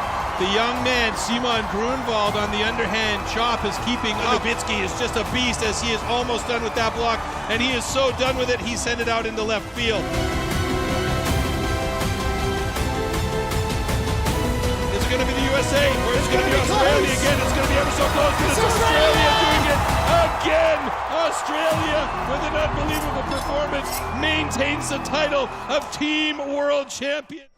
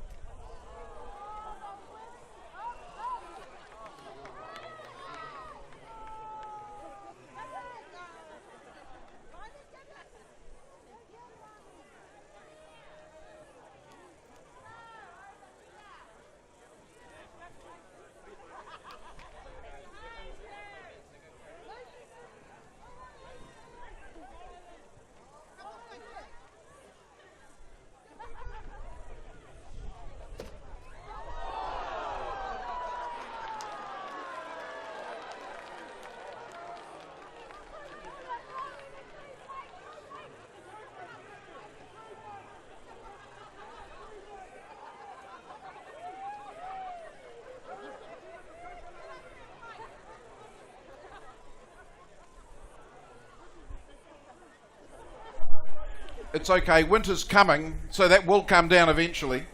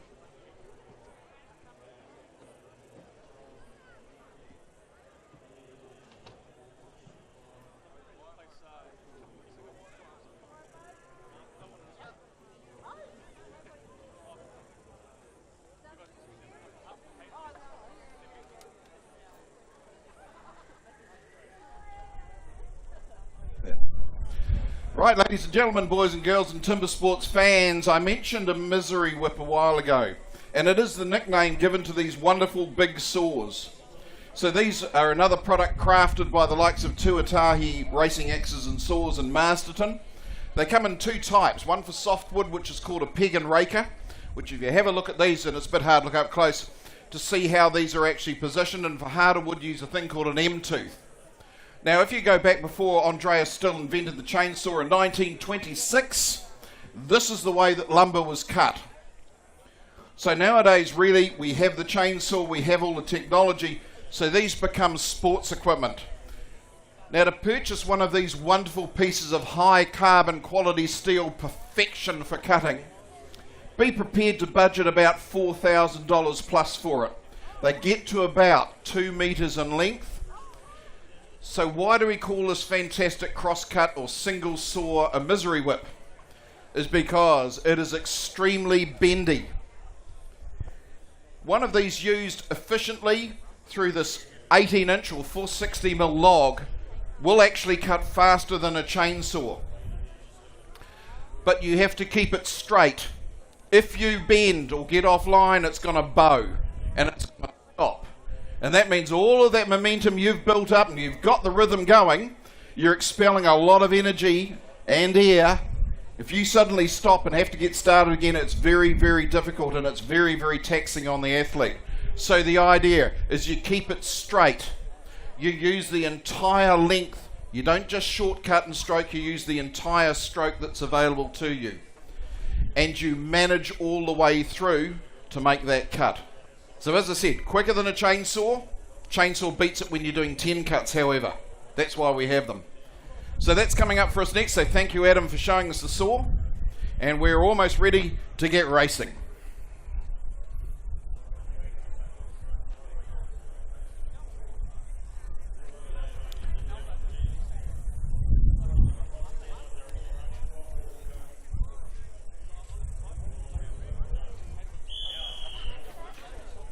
Let's get up our first two competitors in the single buck, or the single saw, depending on which language you speak.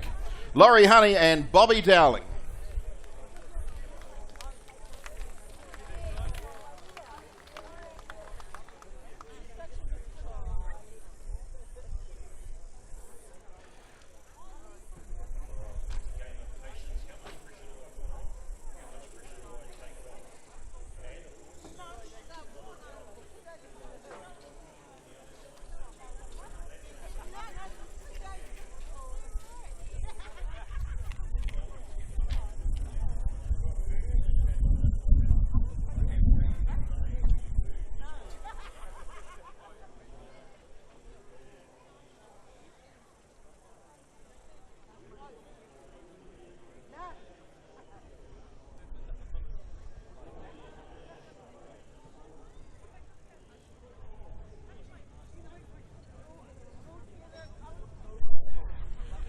Now we only have 4 heats going through here because the two on the bottom of the leadership table have dropped off. So Neil Haitley and Jesse Whitehead have now dropped out of the competition as we get into the single saw. Now just a little bit more of a information or a factoid for you. We already said that the block is 460mm or 18-inch in the old money. What they're able to do here is put a starting cut in. It is 10 inches long.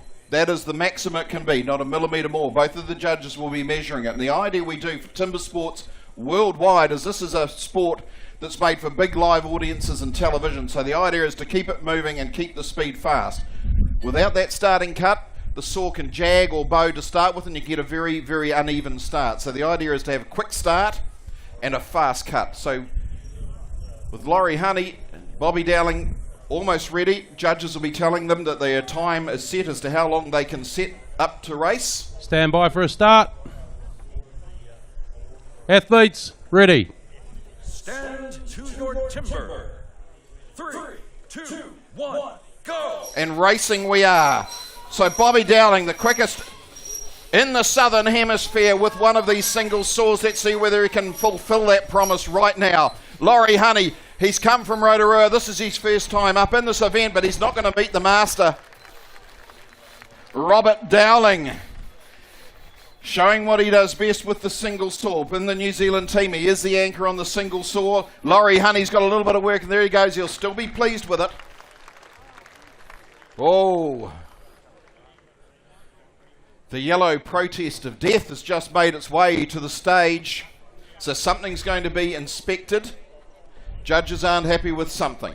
We're already walking across to the video recording. So stand by.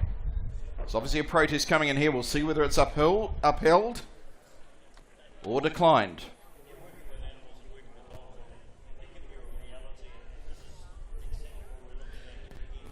So the ex-Southlander look quick. We'll hope that it's not on his line. Don't hope it's on Laurie's either. I hope we've actually found that everything is tickety-boo and ready to go. So we'll wait and see. Matt Hura will give us the decision.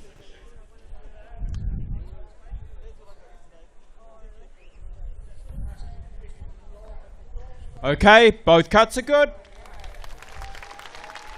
So there you have it. That's what we wanted to see. We don't want to see disqualifications. So a little bit of a clean-up to do. Here's another little factoid, bit of knowledge for that pub quiz when you get it. As we've seen with all the chopping competitions and in the chainsawing competitions, we have chips. Okay, so you're used to sawdust and chips. With a cross-cut saw, if you have a look what's on the deck, we call those noodles because they look like a noodle. Don't taste like a noodle, but definitely look like a noodle. So if you're ever watching wood chopping and someone says the noodles are flying, this is what they're talking about.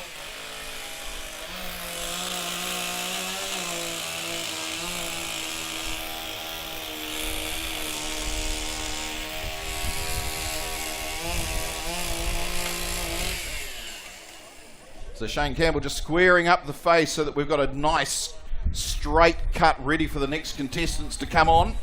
Here in the single buck, the single saw competition. For those of you that follow wood chopping will know these can also be operated with two handles with two people. Often the male-female combinations are referred to as a Jack and Jill. And New Zealanders in single saw traditionally have been the strongest. If you were here with us earlier this morning, when we respected our great old mate Jason Wynyard, who passed away last year, that he's held the single saw record, world record, since 2007. And nowadays we've got the likes of Bobby Dowling, David McDonald, who's not here, but we are very, very strong in this discipline. Let's get our next two contestants on. Chris Lord and Hayden Rasmussen.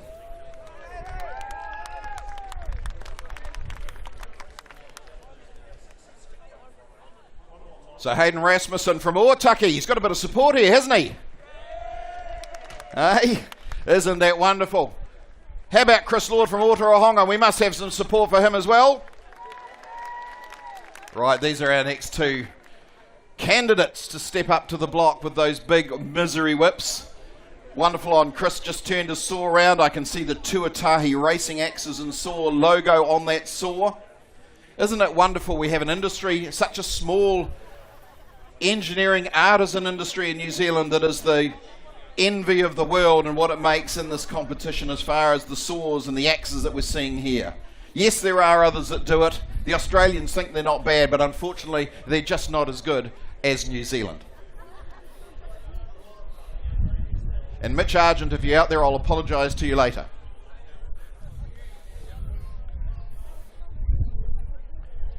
Right, getting in that starting cut, as I said, 10 inches. 18-inch block in diameter. Fine precision piece of high carbon steel. Looking at Chris Lord's, it's a 3-peg, 1 raker. The pegs do the cutting and the raker takes the noodle out of the kerf.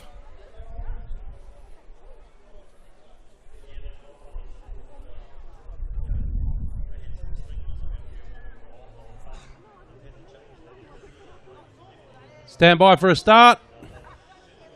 Athletes, ready. Stand to your timber. 3, 2, 1, go! Here we go. So Bobby Dowling certainly set the paces. We knew he would. Chris Lord got very good timing, pushing that saw through. Now when they get through to that 50 per second mark, the air starts to run out. Look at the consternation on the faces as the pressure really goes in. But I'll tell you what, second year in for Hayden Rasmussen from Otaki. Looks like he's taken the honours. in that matchup. Oh, but it's all going to come down to time. Doesn't look like a lot of conversation going on between judges, so let's cross our fingers. Hope she's a goodie.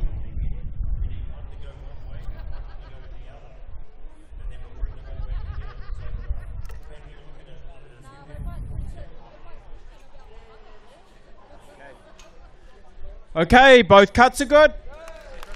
There we go. Both cuts good. 2 heats out of 2 with a good cut.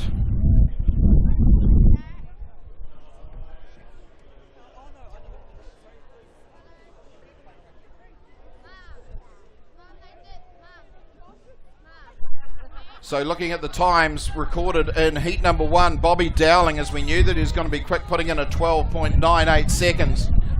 See whether he still leads the field after Chris and Hayden's results come in. Laurie Honey recording a 25.61, but it was a good cut and the time's in. And for Laurie, first time into this competition, he's still in it. Hasn't been dropped the back end. As I say, we're going to go to Springboard and then Hot Sauce, so we will lose some more as we go.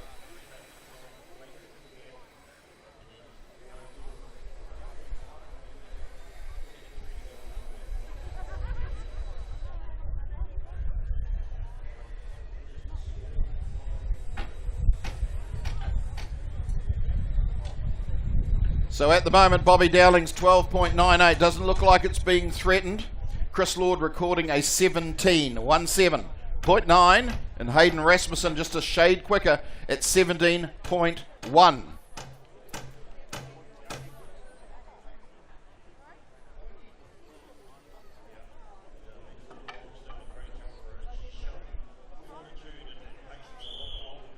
Let's get our next 2 contestants up. Nathan McDonald from Waiuku and Kyle Lemon from Rotorua. So currently in the standings leading into this discipline, Kyle was sitting in 3rd, Nathan in 4th. So they've got a bit to play for, those top 2 positions taken by those Jordan boys. So it's up to these 2 to put in some good times and see if they can make that just that little bit harder or even take that top spot.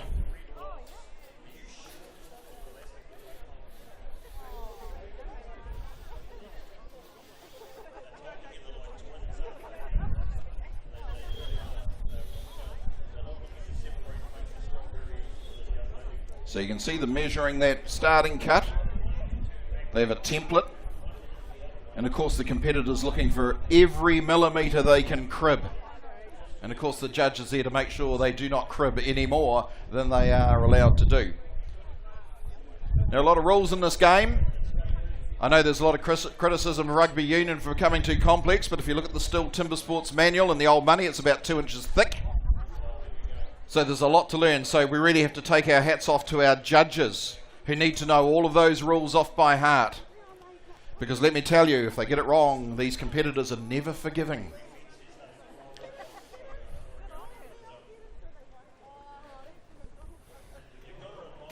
Stand by for a start.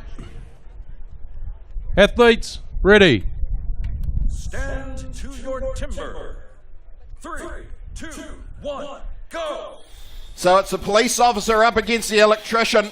The police officer, Kyle Lemon, he's been cutting well all day and he's holding that 3rd position. But I tell you what, it looks like Nathan McDonald's got a little bit of an edge here. Kyle Lemon's putting everything he has, but it's going to be all Nathan McDonald from what I can see.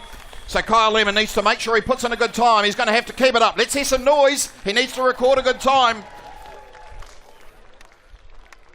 It ain't over till it's over.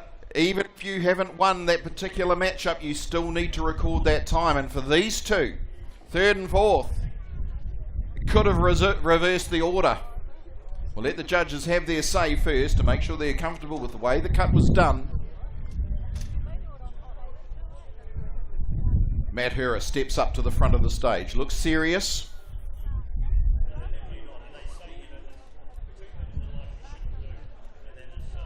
Okay, both cuts are good. Not so serious. Right, we'll wait till those times come in, but I think that they're going to be stretched to catch Bobby Dowling, who put in that sub 13 not too long ago.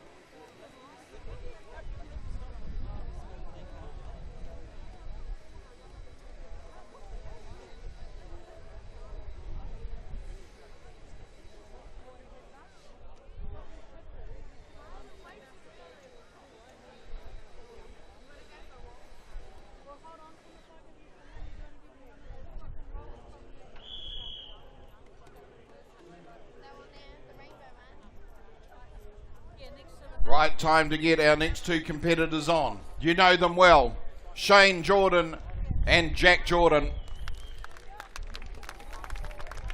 It seems like the sibling rivalry knows no end. So both who have been in the international competition, both in team and also as individuals. So some very, very good pedigree you have on stage for you now.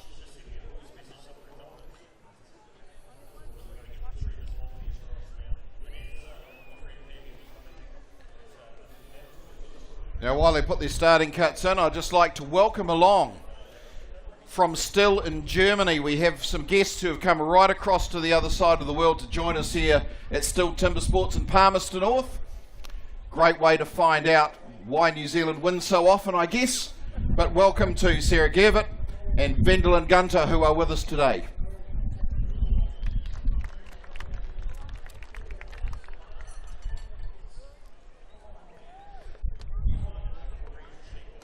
Right, final adjustments going in.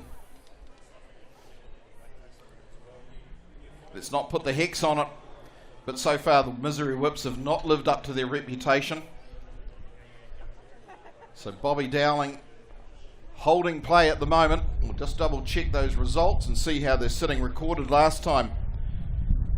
Good time from Nathan McDonald at a 13.87, Stand by for a not start. enough to knock Bobby down. And 20.63 recorded by Kyle Lemon. Stand by for a start. Athletes, ready.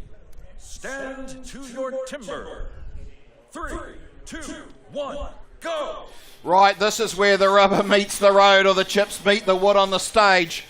The noodles are flying between the two Jordan brothers, Elder and Junior, and a little bit of a slow up there for Shane. That could be costly. Watching a little bit of a bow as well, and it's just cost him. That's all it takes. That's all it takes. So Jack Jordan taking the honours in that heat, but we will check the time. Now for both of these two, I don't think they've got single saw on their resume as favourite discipline. Certainly I can assure you that Bobby Dowling does. But we'll get some times for you shortly once the match referees are satisfied that everything is done in the right way.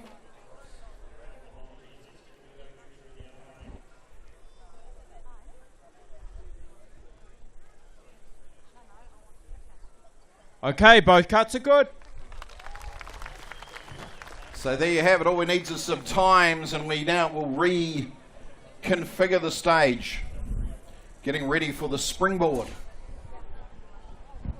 Now it does take us a little bit of time to set up, so bear with us. It's absolutely worth the time of waiting. Keep your seat up in the stand. There's not a lot of free area up there from what I can see, so you want to hold your spot. But there's always time to pop down to the STIHL barbershop if you want a quick trim. So a little bit of resetting to come, and then we are into the springboard. And if you stand by, I'll explain to you once we're a little bit closer to that exactly how the springboard competition works.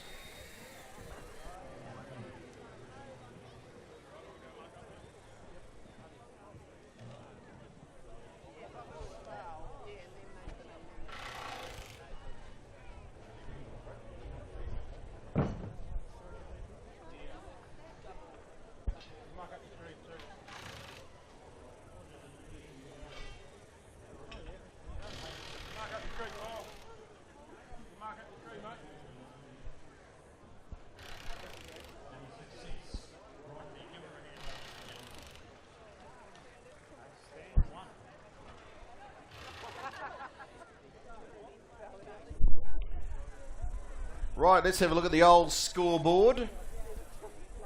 So Bobby Dowling undisputedly at the front of the field of the 12.98, and in a few moments Richard Mays from Sky Sport will have a word with Bobby about single sawing and wood cutting in general.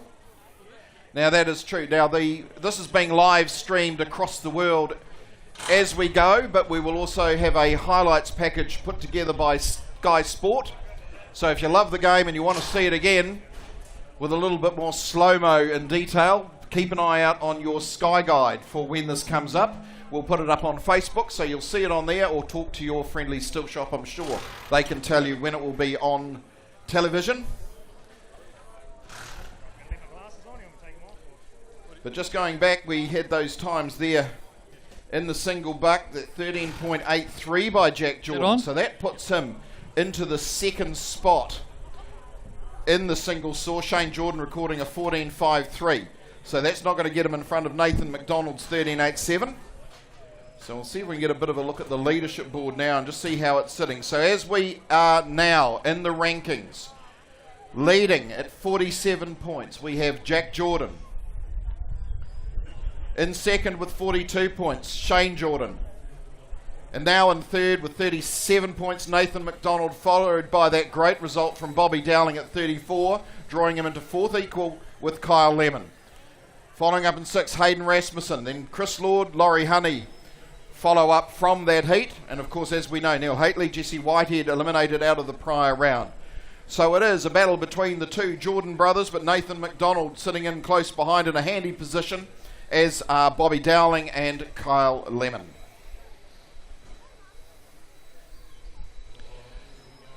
Still TimberSports, the winner on the day. The day is turning into a great one, and there's a huge crowd here too. And it's good to see somebody else other than the Jordan brothers out on the podium. Bobby, what was your feeling at the end of that cut? Yeah, I was fairly happy with that cut. I had a couple of little mistakes in there that I would have liked to have corrected, but yeah, hopefully I'm glad it was good enough to sneak past some such great competitors here today. And it also bumps you up in the leadership board overall. Yeah, those double points in the second round really help out, and I need to get as much as I can get in the single saw, because being over 140 kilos, I'm a little bit slow getting up the tree, so I've got to get all those points on the sawing while I can. Well, we'll look forward to you getting up the tree, and all the best for the remaining events. Thanks a lot, mate. Appreciate it, and cheers to Still.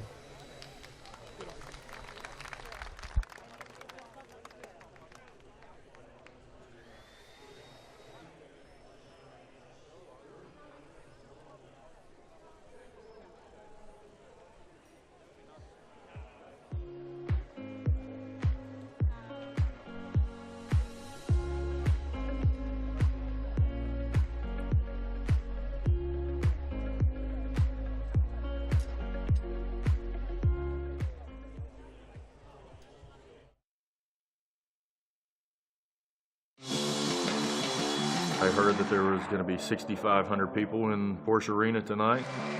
How awesome, the lights and the sound. Are you guys ready to meet the athletes? Woohoo! This is where the tournament proper begins. These are the 16 best nations in the world. Once I step on stage for the first time, nerves are probably going to go away and the excitement's going to kick in. And it's going to be, who's it going to be? It is France! It's France with 1:12.47, and it's Switzerland! They've got a personal best time of 59.74. That is the level of quality we got in the room today.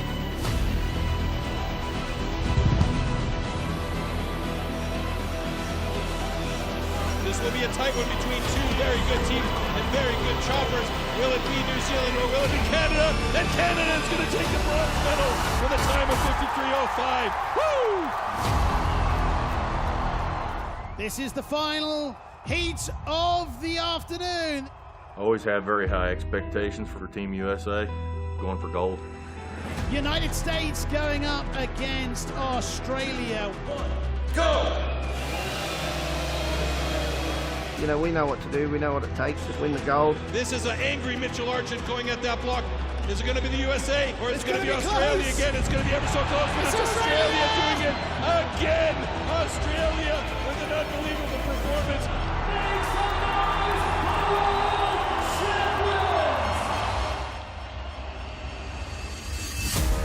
Welcome, welcome, welcome, welcome to the STIHL TimberSports Individual World Championship 2023. There's not any single person in this competition that's not here to win. You got to back yourselves, you got to believe in yourselves, otherwise you're wasting your time. Wow, sub 16 seconds from Jabitsky. I wouldn't be here if I didn't think I was going to win, so I think I'm going to win the championship. 200 an der Stocksaw kann reichen, um die erste Runde nicht zu überstehen. He is pumped by that run. Benny Martin's got a personal best. 29.7. That power helped him out. 250 pounds of USDA approved beast going for the try. Jason Wentz. Who will cause a big surprise? Hopefully me. Stand to your timber. 3, 2, 1, go. Look at Jamie Head go. 11.73, dropping a personal best. I think the biggest surprise could probably come from Emil Hansen. Emil slightly ahead at this point. I have never been in front of this big crowd. Doing a great job on top of his block, and he's done it absolutely fantastic. Tight angle there Jack for Jordan. He's going to have to get down and fix that and pocket. the disappointment on Jack Jordan's face. This is the hot saw. Blink and you will miss it. Ich weiß, wenn ich zur Hotsaw komme, dass es natürlich auch sehr eng werden kann vorne. You can feel the power of this man. The hot sauce, the discipline I like the most. Oh, expect to see some fireworks here. There will be only one winner. Oh, this is looking good already. And he's got himself a 5.86. So look at that time, 5.89 for Emil Hansen. DQ for a cut line. All Jamie really needs to do is put 3 on the deck. He's got 1, 2, and 3 cookies on the deck. The new world champion for TimberSports, Jamie Head from Australia. Congratulations, mate.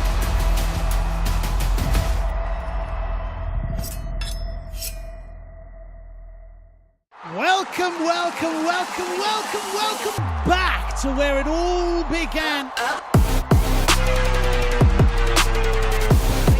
Bring it back, bring it back, bring it back.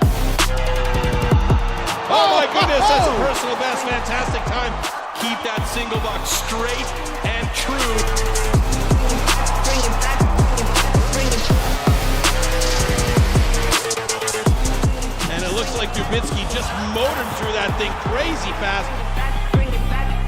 Absolute legends in the sport going at it.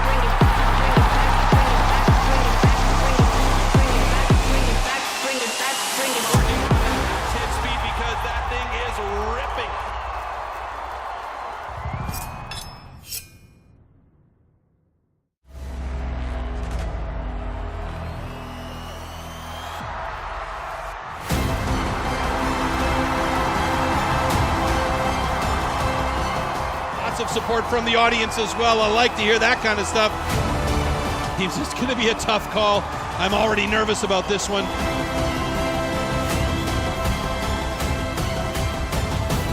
Tough one to catch up with Sterling Hart, who's already done look at that. 58.91. Wow. The young man, Simon Grunwald, on the underhand chop is keeping up. Nowitzki is just a beast as he is almost done with that block, and he is so done with it, he sent it out into left field. Is it going to be the USA, or is it going to be Australia again? It's going to be ever so close, but it's Australia doing it again. Australia, with an unbelievable performance, maintains the title of Team World Champion. Oh, that one's got snow on it.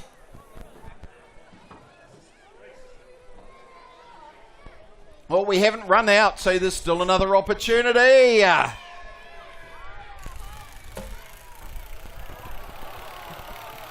think that one's for the cameraman.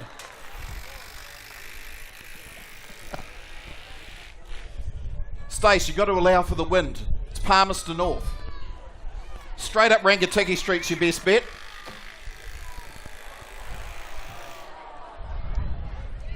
Okay, so one t-shirt with a little bit of sawdust.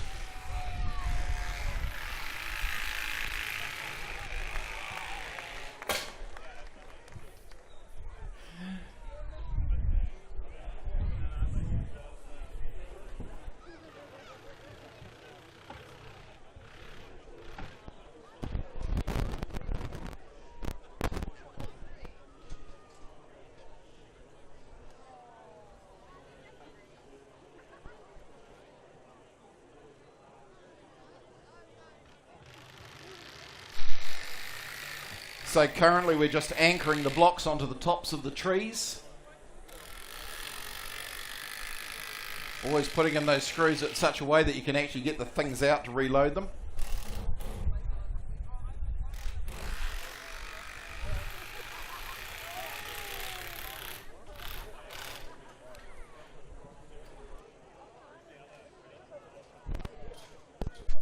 Now, something you can't see very easily from where you are, but some who are known to the sport will understand this. But in most of the chopping, in fact all of the chopping events including this, there's a row of nails right up in the top, and usually on the other blocks you'll see it also on the bottom. What that is there to do is to try and stop that block from slabbing. Now what slabbing is if you can imagine the axe coming in, it's cutting all those grains on a semi-horizontal plane. But if it happens to come in at the wrong angle and it's a little bit too shallow, it can pick the grain up of the wood and take the wood right out and cut a slab off the top of the block. So the idea with the nails is to stop that occurring, or do its best to stop that occurring. When a slab does happen, however, it's not an instant disqualification. If they can look at the chip that's come out with the slab and see that it was completely cut by the axe, fine. If they find that some of those fibres have just torn up without the axe getting through to them, not so good. That's going to bring on a DQ. So that's the nails. You can actually see them, and I can see them anyway, in the tops of these blocks, and that is to prevent that slabbing. Now I have a look down here. I think he's got his ammo back. He's got a t-shirt in the gun. Let's see if he can actually work it against the breeze and get it out into the crowd. Put your hand up if you want a shirt.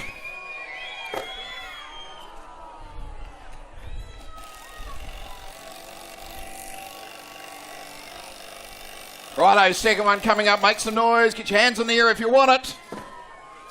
And oh dear, that's two. It's okay, the tree climbers are on tomorrow, I believe. They can actually get up there and get that for you. Either that or we'll get an arborist to trim those trees and bring the branch down as well. Here it comes. Oh, and it's gone short, but that's not a problem. Not a problem when you're as agile as the one in the Star Wars shirt just there.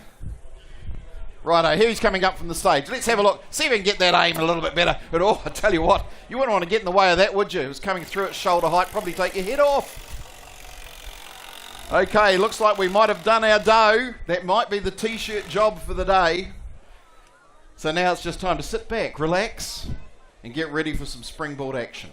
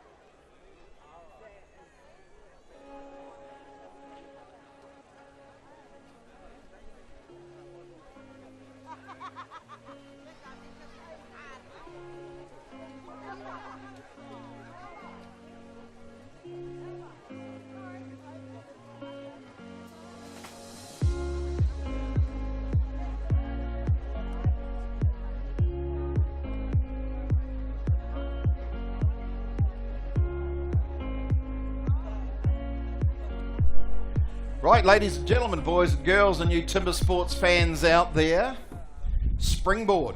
Now, I told you I needed you to use your imagination a bit. So imagine we're going back again before Andreas STIHL invented the chainsaw in 1926. Everyone's going to remember 1926 from now on, aren't they? 100 years, very, very soon, isn't it? So we have a tree.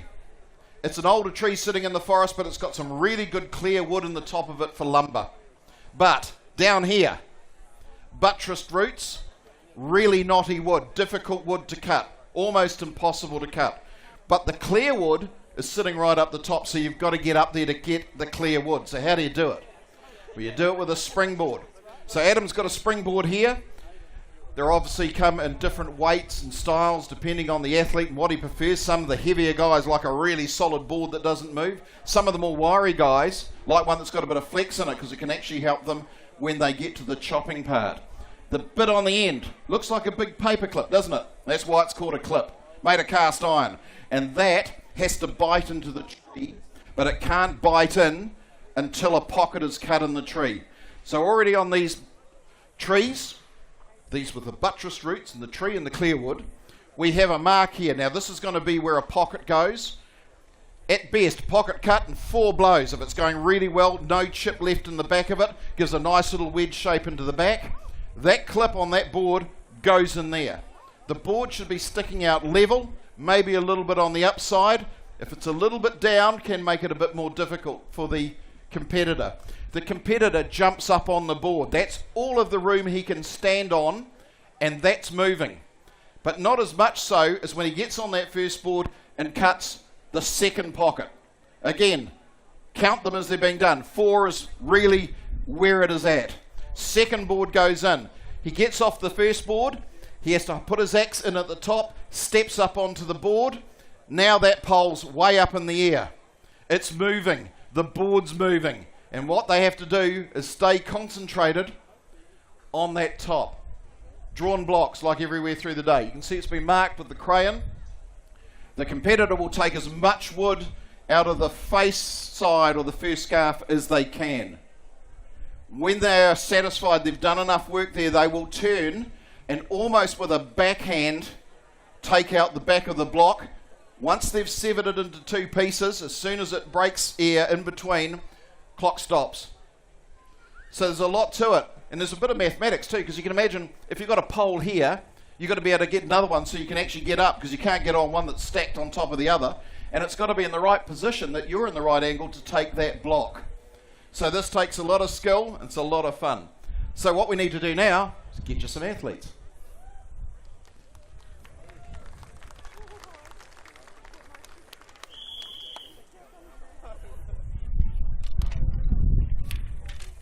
Let's welcome to the stage, first up, Laurie Honey and Bobby Dowling.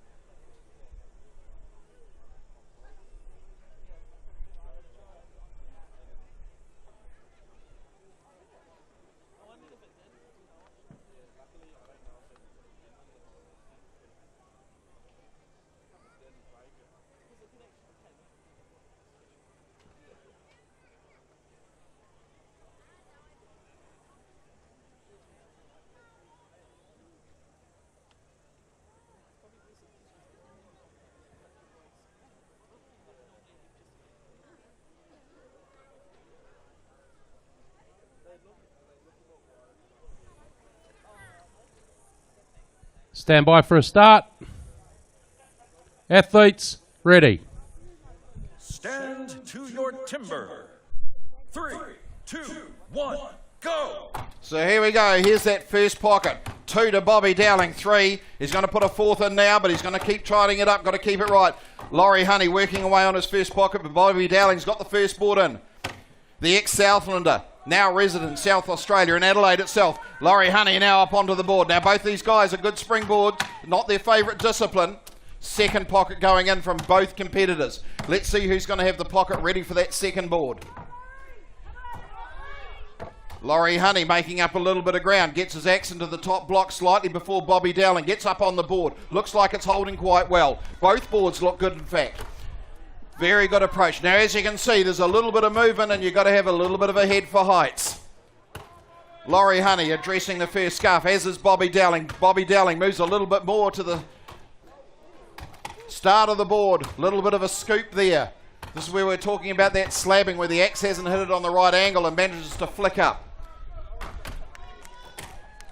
So now we're waiting to see who's going to get enough work done on that first scarf so they can turn to the back.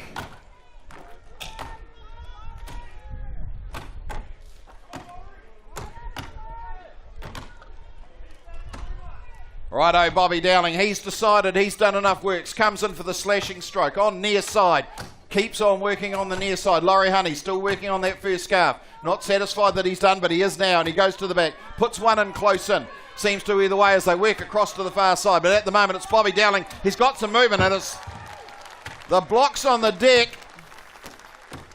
Laurie Honey now, he's going to have to keep that time up. He needs to make sure that he gets through into the final round onto the hot saw. So this is all important to finish up well.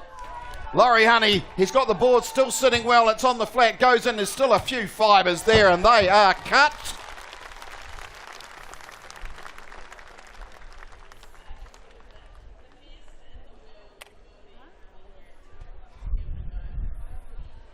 Well, that's an event, isn't it? I reckon that one takes bravery as much as skill.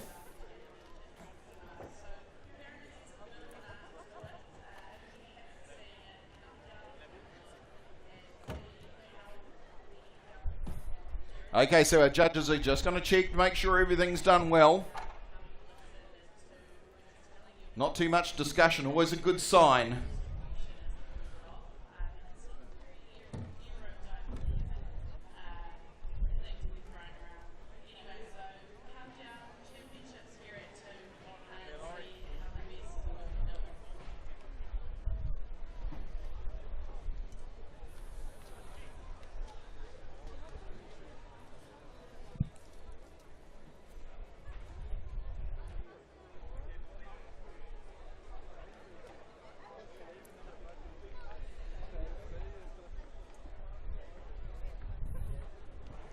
Okay, both cuts are good. So we're underway in Springboard. First heat out of the way, Laurie Honey, Bobby Dowling.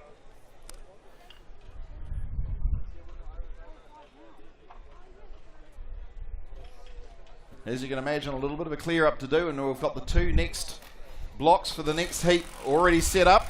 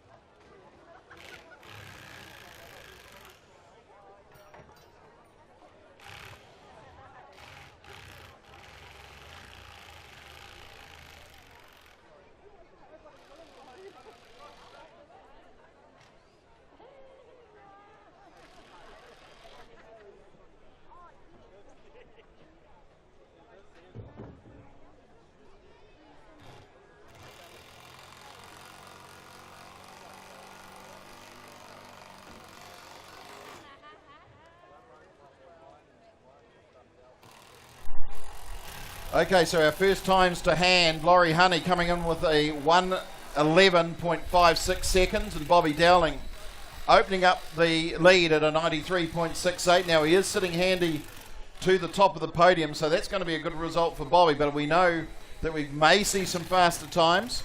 But what's really intriguing is that in the way the competition is structured is our two Springboard specialists were both eliminated before their favourite discipline, which shows you that you have to have a breadth of skill across a number of disciplines. You can't rely on having one. So that's a shame, because it would have been very good to see them in action, but there's no flies on the guys that are coming up, because we know that we've got some very good competitors with Chris Lord and Hayden Rasmussen will be up next, followed by Nathan McDonald and Kyle Lemon. And then, of course, as you're getting used to it now, Shane and Jack Jordan will be taking on each other in that final heat. So a little bit of deconstruction to be done now, so we can get the trees all set up again and get that clear wood block put up on top.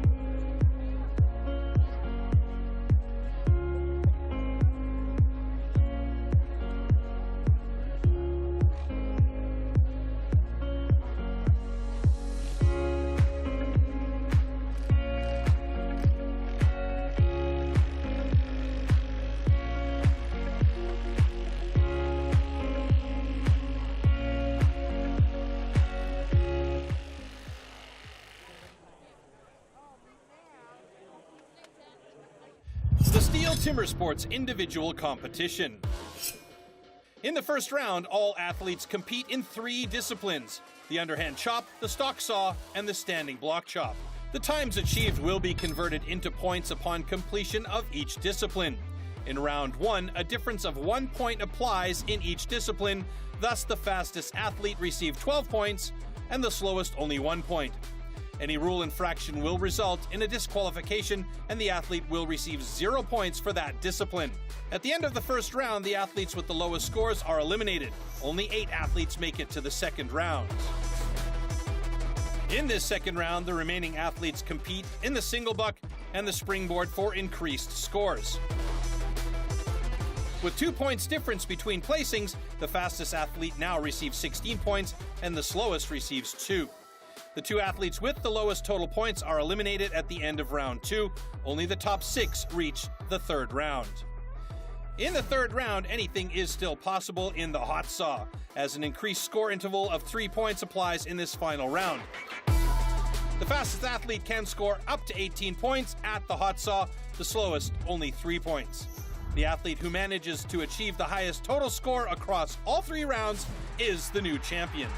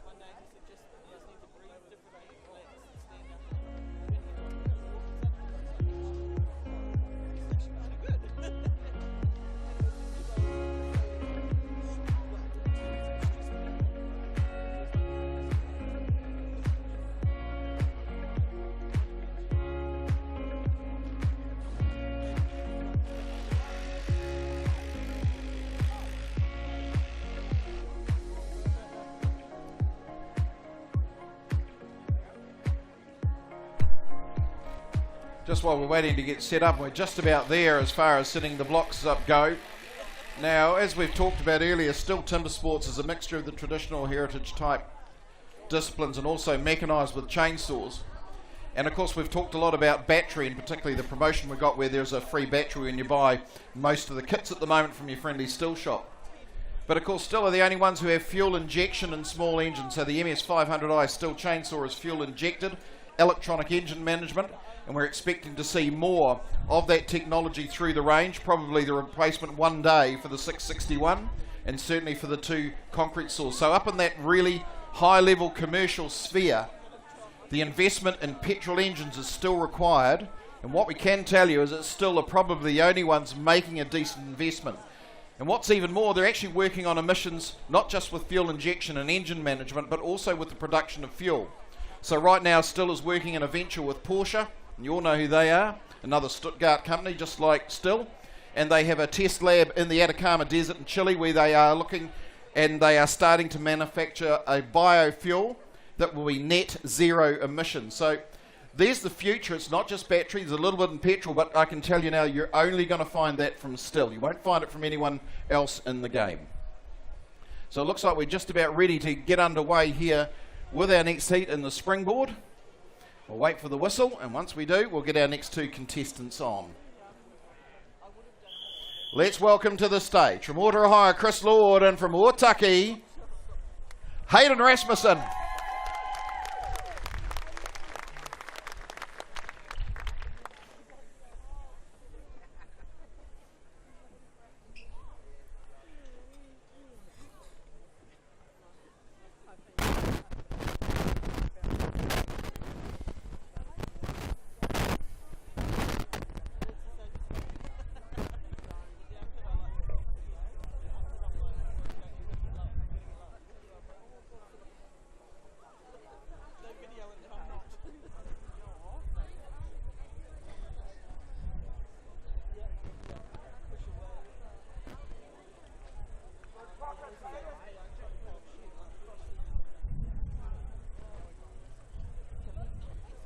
Stand by for a start. Athletes, ready. Stand to your timber. 3, 2, 1, go! Right, it's been a while since the last heat, but you remember how it works. They've got to put in those pockets to put the springboards in. So Chris Lord looks like he's going to be first to put his board in onto the back facing the big screen at the back. Hayden Rasmussen just puts his board in, gives it a little bit of a test. Chris Lord, second pocket. Second pocket also for Hayden Rasmussen, but at the moment a little bit of a lead building up here to Chris Lord. Puts the second board in, gives it a bit of a test, jumps up. So he's on his second board, loosens up the axe, starts into his first scarf as he opens it up. Hayden Rasmussen drags himself up onto that second board, gets his balance and away he goes. So it's Otaki playing Otorohanga. Let's have a look and see who can shift the wood out of the front side of that clear wood. At the moment there's still a little bit of a lead here to Chris Lord. Remember, 2019 international world champion in the rookie competition. Now old enough and playing with the big guns, because once you've won that competition you've got to go up to the seniors. But first on the turn, Hayden Rasmussen from Otaki. Chris Lord goes in close as they work their way across the back. Tell you what, he didn't leave much to do, and he's managed to take the top off Hayden Rasmussen 2 blows later. Oh, that's Springboard, ladies and gentlemen. That's why we come. But if you think that's good, just stand by. We've still got the hot saws to come. We haven't told you about those, have we? But I tell you what, you're going to enjoy them. But right now, we are doing the Springboard. Match referees having a close look, just making sure everything is correct. Of course, you do have to use the same trees, which means there are already pockets cut in. You can't reuse a pocket. You can't cut in to an existing pocket.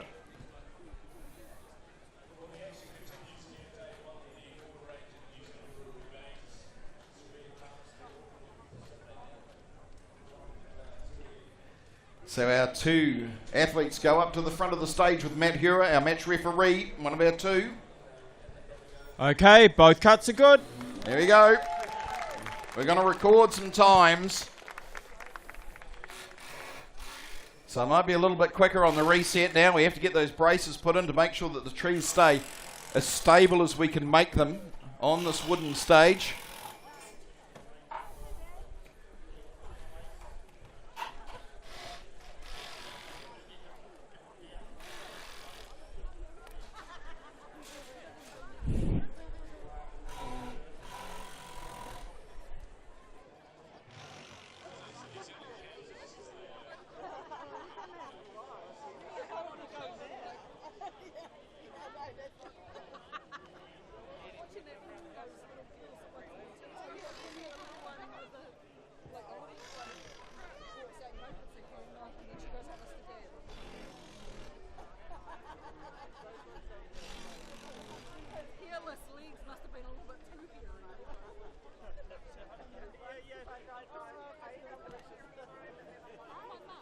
So we'll just work on the reset now. We're coming up to our next two competitors will be Nathan McDonald and Kyle Lemon, and followed after that by Shane and Jack Jordan.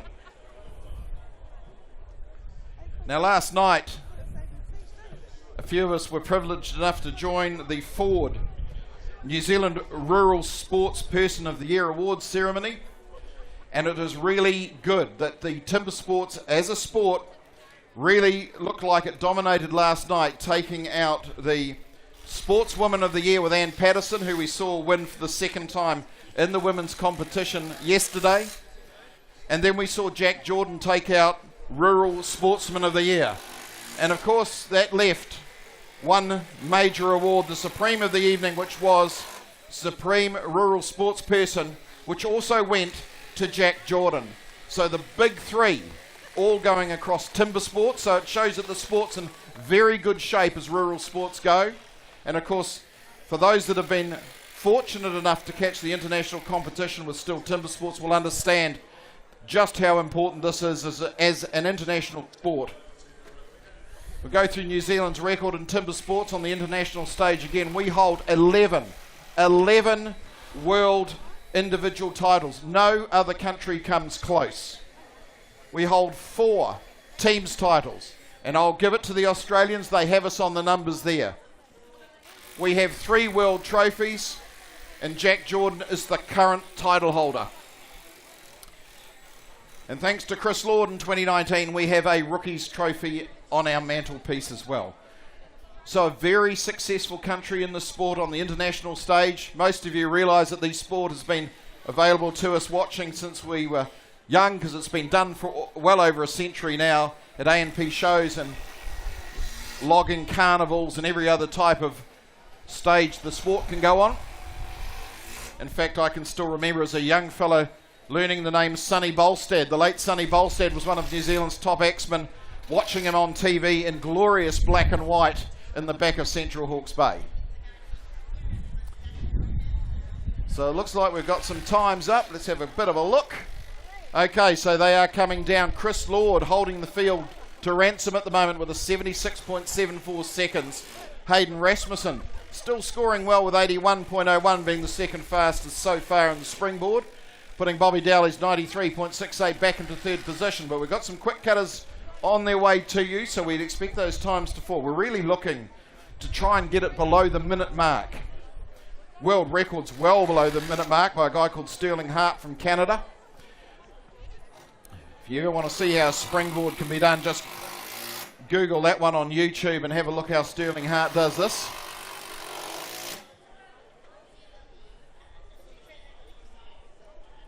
Okay, so the clear wood blocks going up on top now, just got to secure them.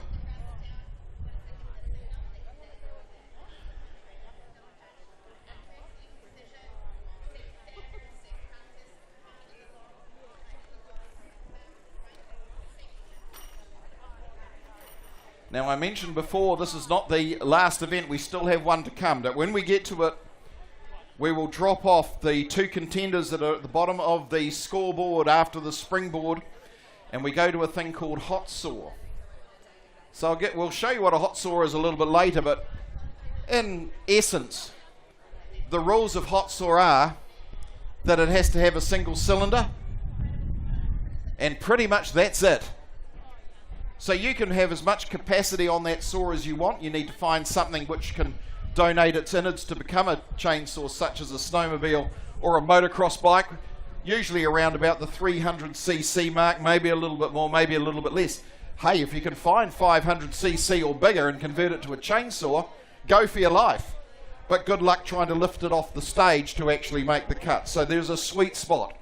Those 300cc saws around about the 30 kilo, they make a lot of noise. So when we get to them, if you've got young children, I'm going to make sure that you cover their ears. We'll have some earplugs being handed out around the joint. If you can get them, get them. But other than that, beware, the hot saws when they come up will be rather noisy, but rather exciting too. They are the dragsters of the chainsaw world. They are bespoke machines, pretty much put together by classic shed engineers, a labour of love. They've usually got a fair bit of value to them by the time they've been finished, and that's not counting the snowmobile or motorbike that gave up its all to become a chainsaw. So stand by. Those are coming up for you after the springboard.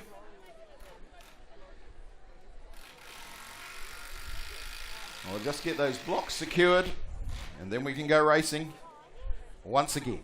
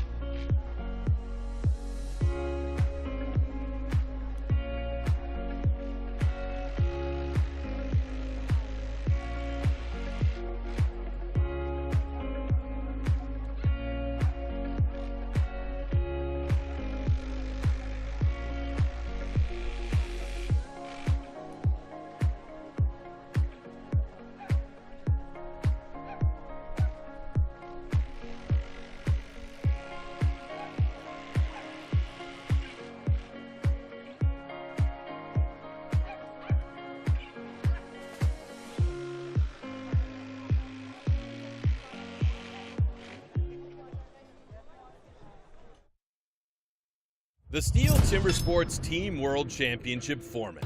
In the team competition, teams of 4 each have to compete in a 4-discipline relay. The order of the disciplines during the team heat is as follows. First up, stock saw, followed by underhand chop, then single buck, and finally standing block chop. Each discipline is executed by a separate team member, and the subsequent discipline can only be started after the previous discipline has been completed.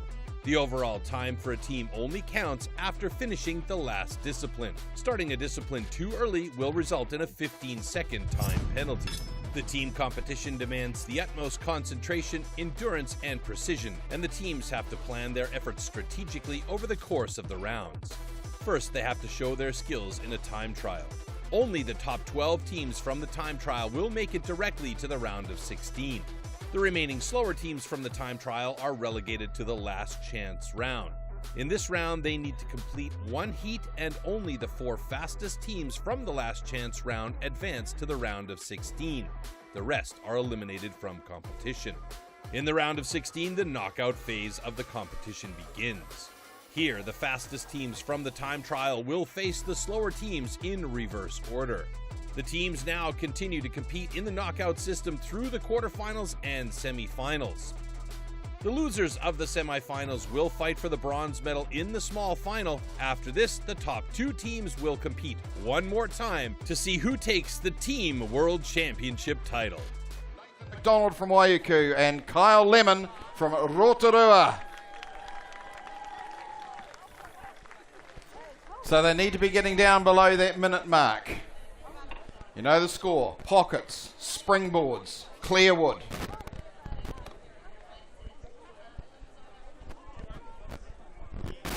Balance, bravery. There's quite a lot to it.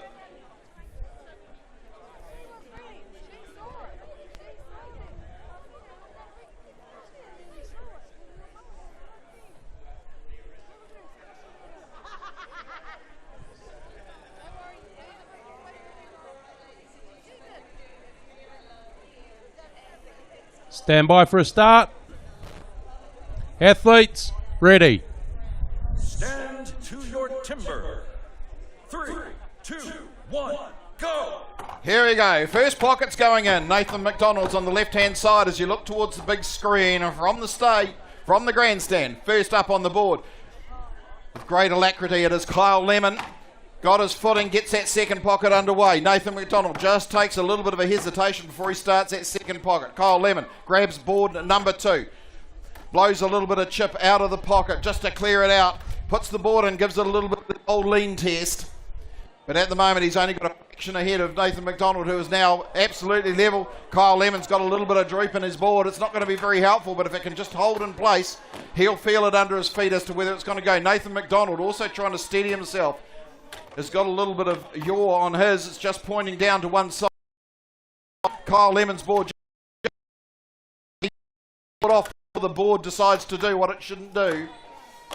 Nathan McDonald also not completely sus on his footing as he checks his balance as he goes towards the top of the block. He's not happy, but Kyle Lemon, he's managing to do it. The board is holding on for absolute dear life, as he is too. I can just about feel his toes digging into it like claws. So Nathan McDonald, he wasn't happy with that second board right from the start, so he's gone back to the pocket, trying to straighten it up. Kyle Lemon now, he's got this difficult thing. He's got an uphill battle on that board, but he's got his balance. All he's got to do is get through the back of this block, and it'll be over. He'll be wishing it gets through as fast as possible. Nathan McDonald still addressing where the board's sitting. Uses the base to help himself get up on the first board, but it's Kyle Lemon. Can he do it? He just needs to get that a little bit squared in. There it is. That's the board, and it's gone, and he's managed to do it. With a board at negative 45 degrees, and he's managed to do the job. I don't blame him for standing up there, getting his breath back. I think that's a magnificent effort in trialing circumstances. I can tell by the smile on his face, he's glad it's over. Nathan McDonald now trying to make address. He needs to stay in the running. He's been in the leaderboard all day, but he needs to get that second board up, and he needs to finish this chop.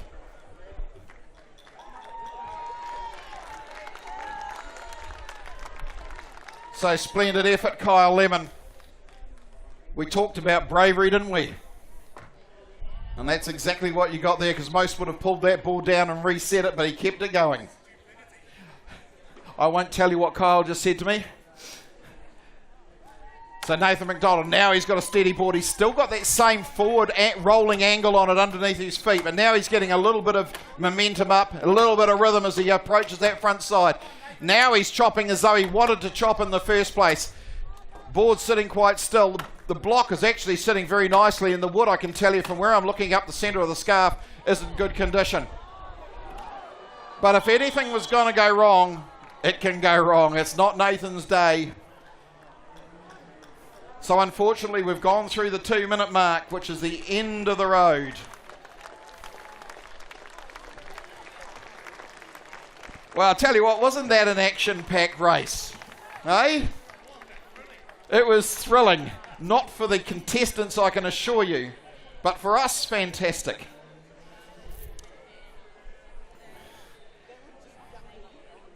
Very rarely I've seen an athlete hold on to a board at 45 degrees like that. And as I say, I could feel his toenails clenching into the board to hold on for dear life.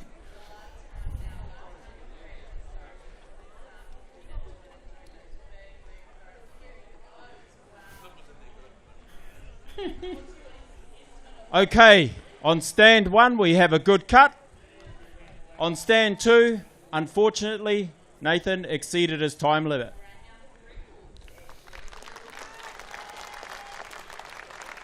Well done, guys. That was spectacular.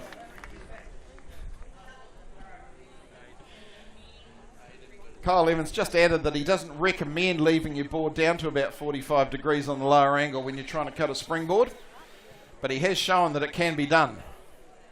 So one more heat to go. So a little bit of a clean up. We've already got the block sitting up on top, so we're not going to have such a long changeover in this round.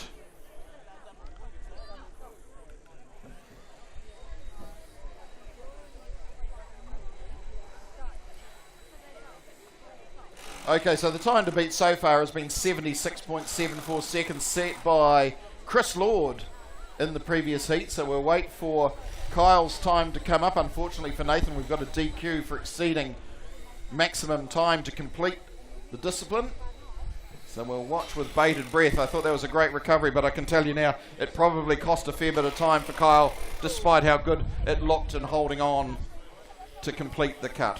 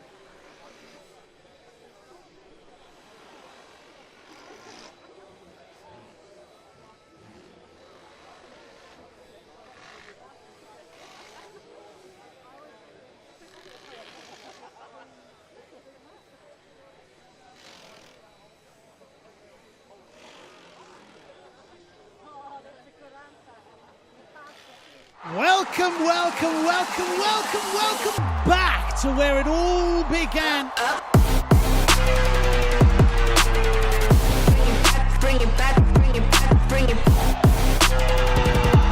Oh my goodness, that's a personal best, fantastic time. Keep that single box straight and true.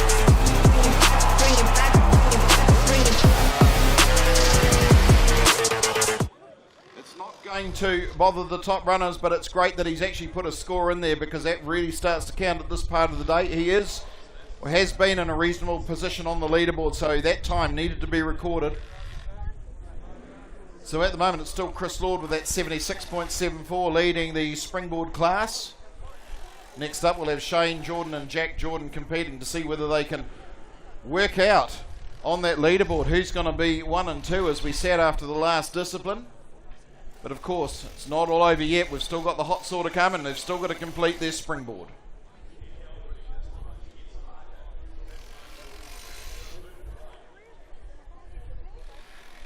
Now, just for those that are attending Central District's field days next week, make sure you go and visit the STIHL shop site. It's easy to find. Right across from the food court, right opposite the Lifestyle Pavilion, and boy, have they got some packages there for you with STIHL product, Cub Cadet, Massport President and Hanser, which are all STIHL shop brands.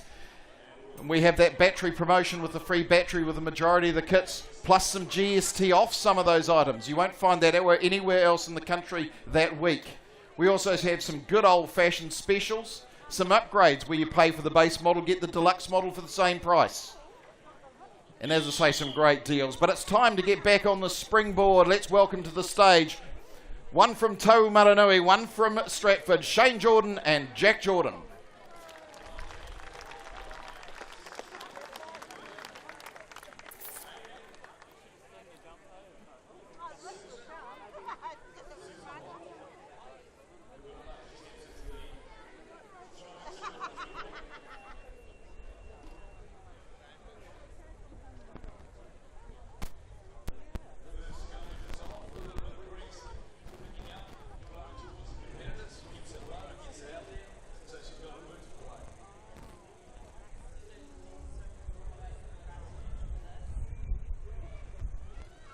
Stand by for a start.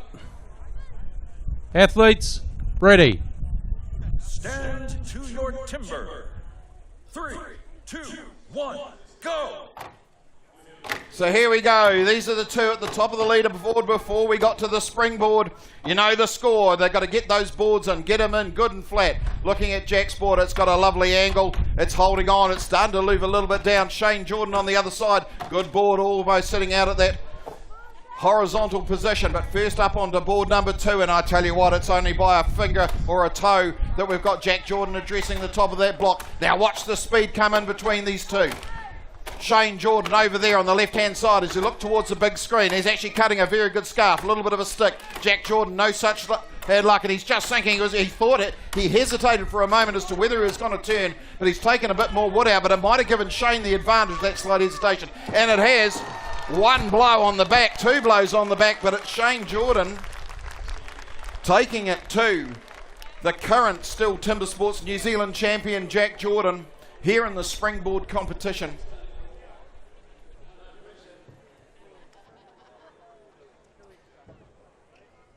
Oh, it's good stuff. I tell you, there's nothing like a good Springboard competition, and that was about as close as it could get. And as I think there was a slight hesitation there from Jack as he was deciding whether he made the turn, took a few more blows, but the momentum hadn't stopped with Shane. He just kept on cutting. Might have made the difference. We'll check with the judges, make sure everything's tickety-boo as far as the rules go, but he's only standing up the front, so I think we're pretty clear.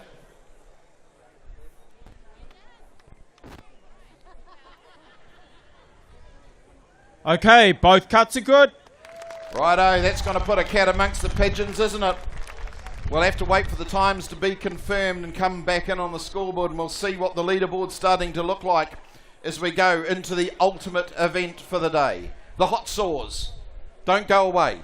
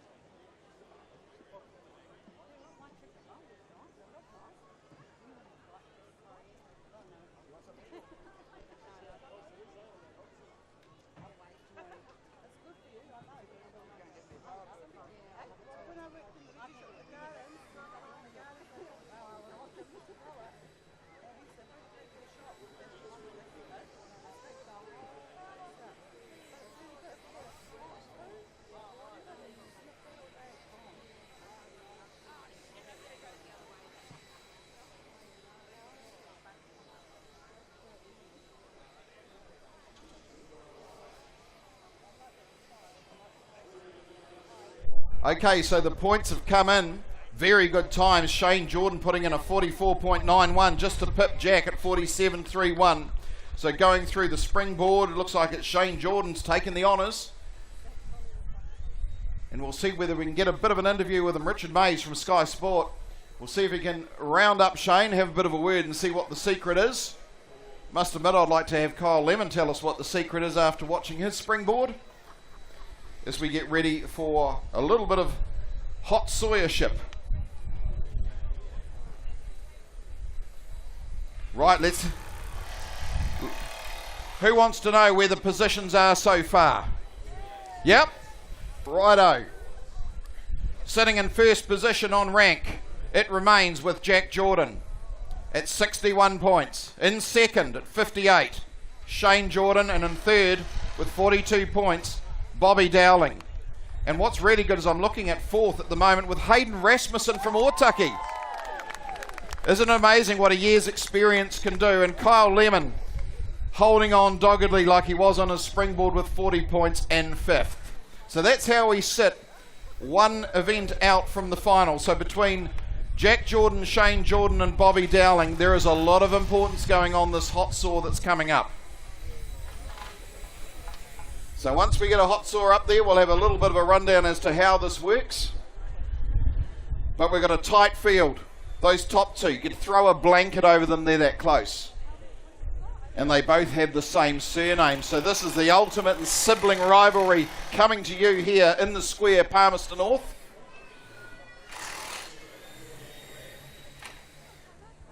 So that's the block that's just being sent up in the centre there for the hot saw.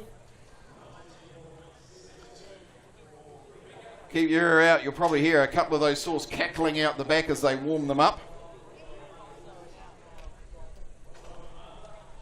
It's a beautiful afternoon here at Te Marae o Hene, the square in central Palmerston North. It's not true we're getting tired of seeing you up here, Shane. Congratulations on that wonderful cut. Yeah, thank you. Now, we saw with one of the other competitors just what can go wrong when events conspire against you. So you've got to keep a whole lot of things in your mind all at the same time. Definitely, it's a real technical event, and if you go a little bit too much slope on those board holes, they can, really punish you. And then your axe handle breaks. Yeah, I know. When things go bad, sometimes they go real bad. All right, well, we hope things go well for you in the last event of the day. You're sitting second on the leaderboard, so it's sibling rivalry right to the end. Yeah, definitely. The hot saw's triple points, so it's definitely going to come down to the wire anyway. So how do you rate your chances? Hopefully all right. Been training hard, and fingers crossed.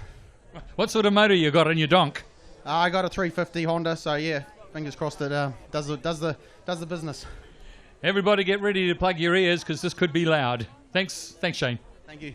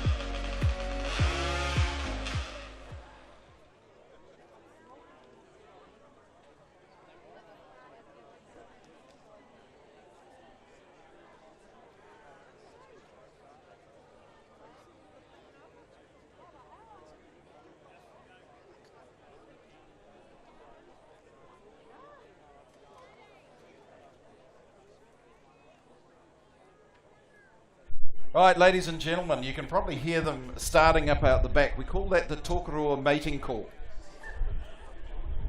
You hear a chainsaw across the valley, you hear another one, you know where the two are can meet. This is a hot saw. And as you can see, it bears very little resemblance to the chainsaw you have at home or any of the chainsaws you might find at your local friendly STIHL shop. These are a bespoke machine. They start life as something else. Usually, in this case, it's a Rotax-based engine from the US or Canada, which started life as a snowmobile. And that was a twin cylinder, so the first thing they have to do is make it a single cylinder, because that is the rule in hot saws. Single cylinder, turn it into a chainsaw, go racing. Doesn't that sound like fun? That gives you a lot of license to do all sorts of things, but as I mentioned before, the sweet spot for capacity, round about the 270, aren't they wonderful sounding? You're going to smell them. I love the smell of motor mix in the morning. But the idea is to have them in that sweet spot, probably about 270, 350 cc, weighs about 30 kilos, maybe just a bit more. Your chainsaw weighs considerably less.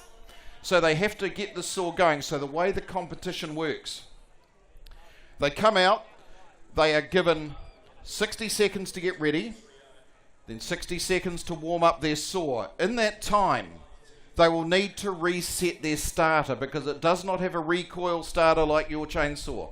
It is wound on, which means one thing, it needs to go first time if you are going to record the best time. So within that 60 seconds, they've got the start, they've warmed it up and run it, they've stopped it, they've rewound the starter. They're waiting for starter's orders. From there, they have 60 seconds to complete 3 discs of this 18-inch 460mm log. What reckon would be the time if you're going to be right on world pace? That many seconds. All right, 5 seconds, so don't blink or you're going to miss it. I'm expecting with the wood we're cutting probably a little bit over that, but we have seen 6-second times here on this stage in the past. Now these saws make a lot of noise, so if you've got some young'uns, do your best to try and give them their ear protection. Even the good old fingers in the ears, if you don't have any ear defenders, is probably good enough. Sound good? All right, let's get racing.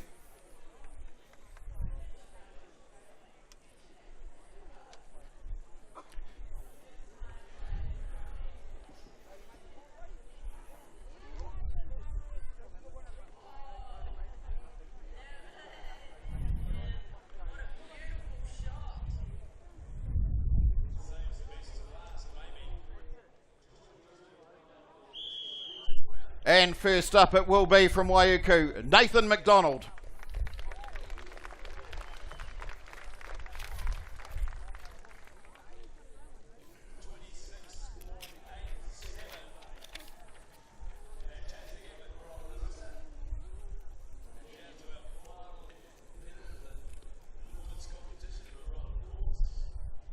So Nathan is running a Honda-based machine, so based on a high-performance 2-stroke motocross bike, 250cc Honda. So sometimes a little bit easier handling with the smaller machines, a little bit less torque, but some higher power high up in the rev range.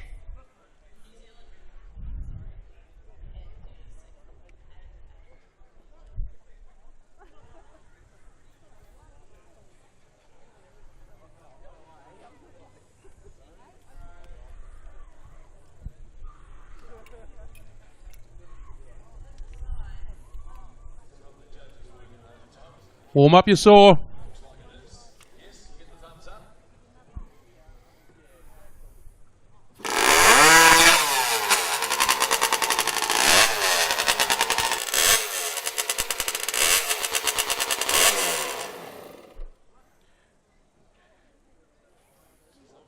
Right, so that is the warm-up. Saw runs. You can see using a manual choke by putting fuel straight down into the carburetor. So now he has to have the starter rewound, ready to get going. 30 seconds. 60 seconds. This 30-second call is just gone. Now something else you need to know here too is that the time includes starting the machine.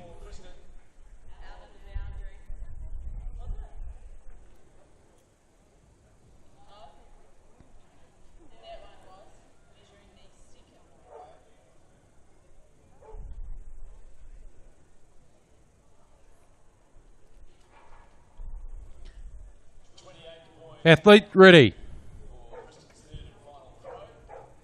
Stand to your timber. 3, 2, 1, go! Right over, he's got a good start, and he makes that first cut nice and clean. Comes up on the transition, looks clean as well. And it's through. Yeah, we said don't blink or you'll miss it. That was cutting well. Saw sounded good. The weighting of the machine being dragged through sounded good. Now, like all of the other events that we're cutting, there is a limit as to how much of that block you can cut. In this case, it's 150 mil.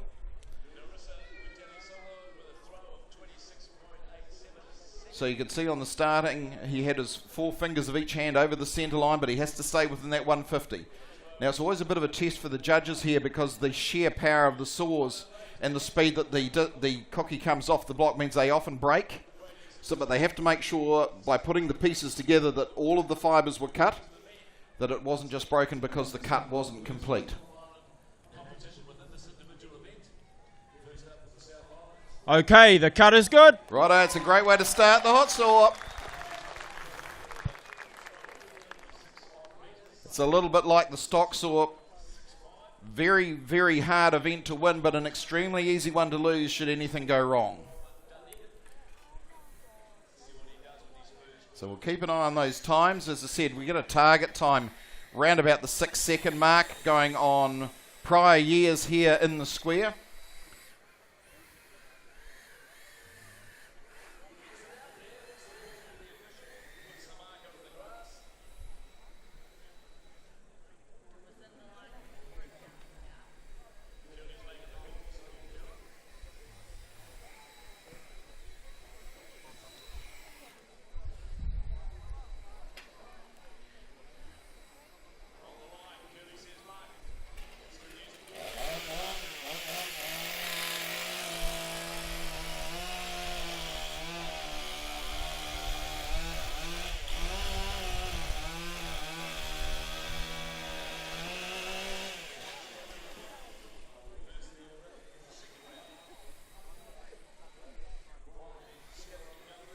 So we have our first time in for Nathan McDonald of 7.53 seconds. So the marker is laid down. That's the time to beat. We'll get the saw chips cleared away with those wonderful STIHL BGA 86 air brooms.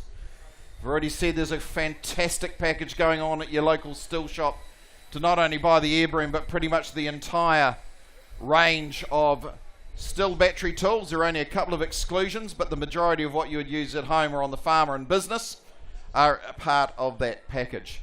Endless power. We know that the first thing with anyone starting with battery, you haven't had it before, it's called range anxiety for anyone who's had a battery powered motor car. So we look to alleviate that by making sure that you have that extra battery so that when the lawns need doing, you'll have enough power. But not quite as much power as these saws. I don't think anything we make out of any of our factories in Germany or other parts of the world are able to take these bespoke hot saws on, but we're working on it.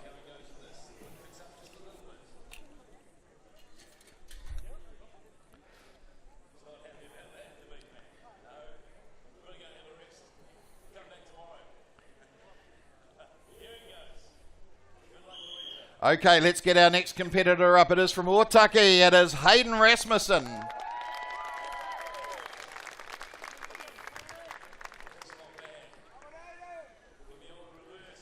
Now the saw here is a 270cc.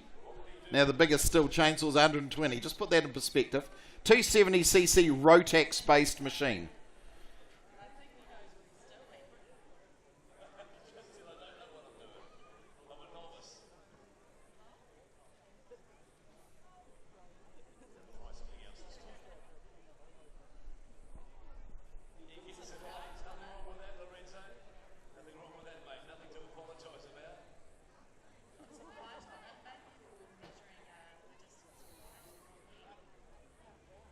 Warm up your saw.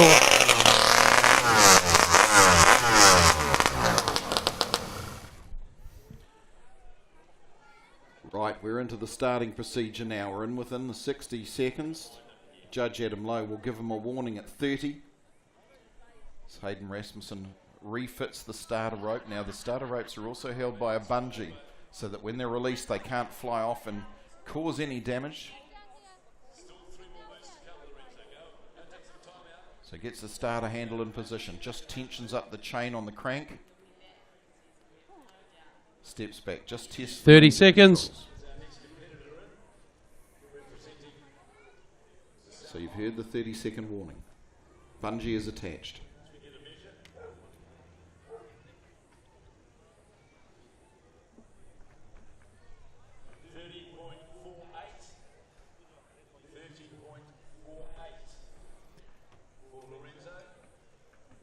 Athlete, ready. Stand to your timber. 3, 2, 1, go! So this is the first time we've had Hayden up here in the hot sauce competition. A little bit of an air on the first one. Looking to make the transition. You can feel it 40 seconds as he comes down. He's within 150 mil.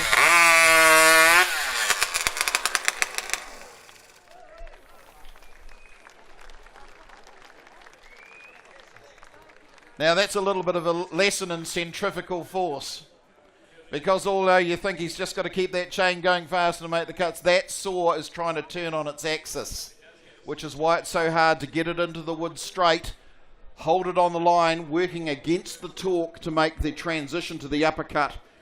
And by the time you've got to that last down cut, you should be pretty much in line, worrying about if you have cut over the 150 mil.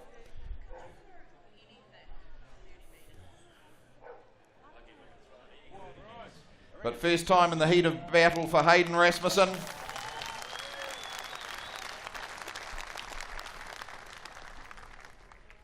Okay, unfortunately, Hayden has been disqualified due to an incomplete biscuit. I'll tell you what, but he did really well anyway, didn't he? Let's keep that applause going.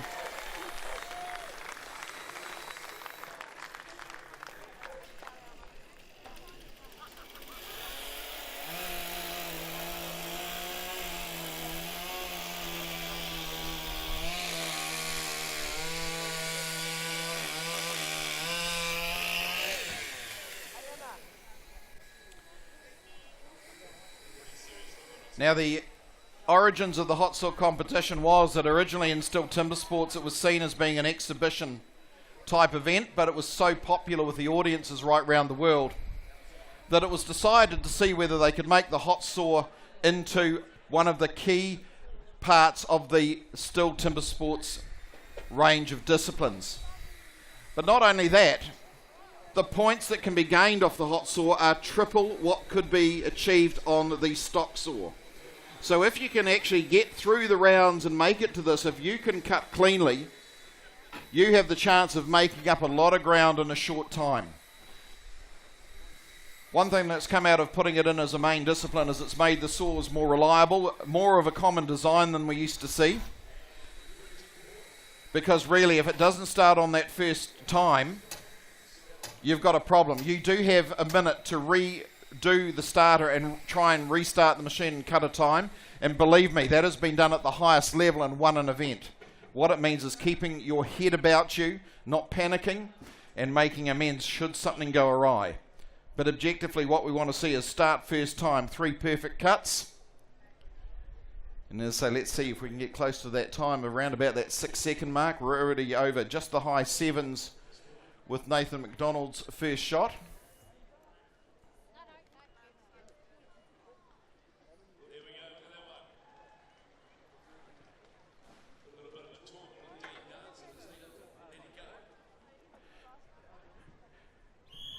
Right, let's welcome to the stage from Rotorua, it is Kyle Lemon. So Kyle is sporting a 300cc Rotax-based machine. Just a nip over about 30 kilos to get off the deck and make those 3 cuts. So straight out with the crayon, experienced competitor in this particular event, marking where he wants the cuts to be made. Staying well inside the limit mark.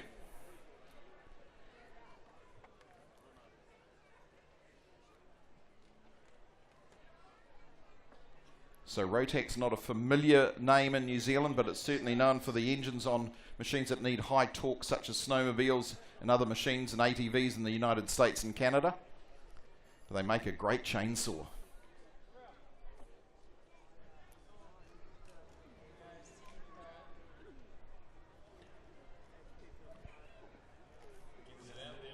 Warm up your saw.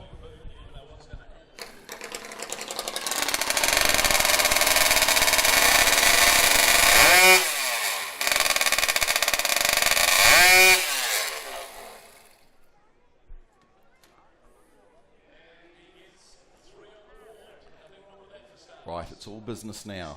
Within that 60 seconds time, warm-up's been done. Reset the starter.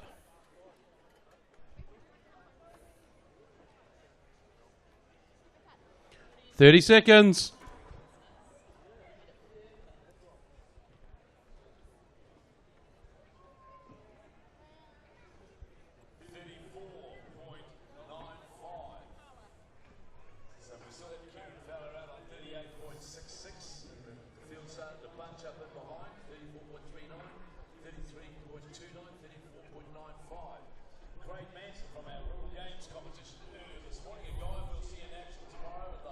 Athlete, ready. Stand to your timber. 3, 2, 1, go! And he's always got a good start. Absolutely aligned with the Oh, beautifully done, Kyle Lemon.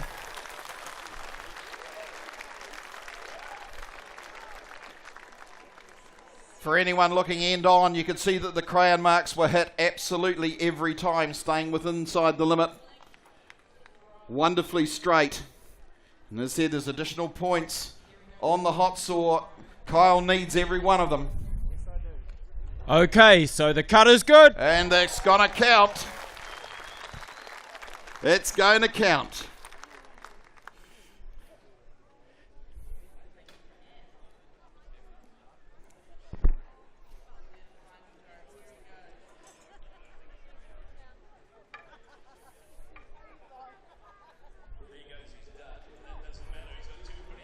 Well done, Kyle. Well done.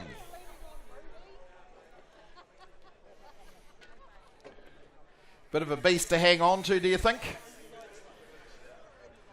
Absolutely a labour of love for many of these guys, though. A lot of it is engineered by the competitors themselves. There are a couple of wizards around the world and in New Zealand to help put them together. But absolutely everything is fabricated. You can see in some cases there may be a STIHL fuel tank on them, a STIHL guide bar. The chain is definitely made by STIHL. It's made specially for these racing saws. But pretty much everything else is fabricated, because if you can consider the Rotax machines all started as a twin cylinder, which means that they have to fabricate the crankcase, the power takeoff, the crank itself, and convert the power takeoff so that it can run a chain and bar on it. So there's a lot of work to it. And then you've got to try and make it so it's reliable and that it's fast. Some of the investment in these saws is tens of thousands of dollars. It's getting into new car territory. So it becomes your choice when you're here at the games whether a Ford Ranger or a hot saw is you, but for these guys up here, they'll take the hot saw. But considering New Zealand drives a Ranger, I can pretty much assure you that most will go with our sponsors here at the New Zealand Rural Games, drawing to a close for our part of it anyway for 2024.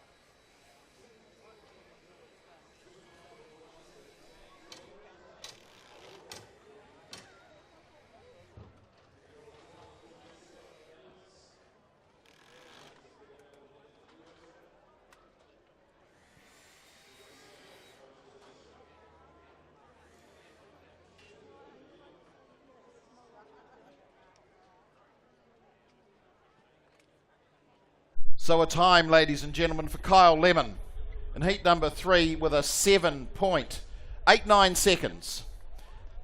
So not enough to tip over Nathan McDonald at this stage, but a good clean cut all the same.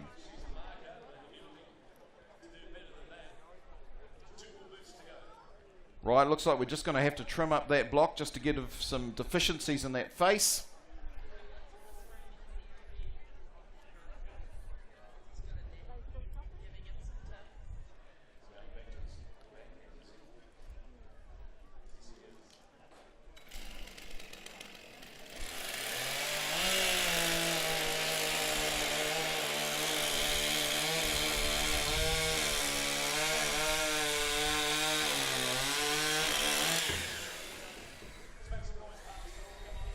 Isn't it amazing how one of the most powerful still saws, the king of the forest, sounds tame in comparison to one of the hot saws? Which is probably a good thing, because you have to use the 661 all day when you're at work. You don't have to use one of these hot saws. In fact, with the hot saws, you might have noticed there's not even a cooling system on them. And the reason there is no cooling system on them is because they shouldn't be running long enough to need one. So the fuel we use in them is STIHL motor mix. Now that's a pre-made fuel using the highest quality fuel and STIHL's HP Ultra 2-stroke oil. We import it from Europe specially. If you haven't given it a go, give it a try, because even if you're quite proficient at mixing your own fuel, this will give you a higher quality fuel and the convenience of having it absolutely right every time, and also having the longevity on the shelf. So if you've got a batch, if you've got STIHL machines, use the motor mix, because you can leave it on the shelf there for up to 2 years after the seal has been broken. Righto, let's get on to our next heat, and we welcome to the stage from Southland, but now the days in South Australia, Bobby Dowling.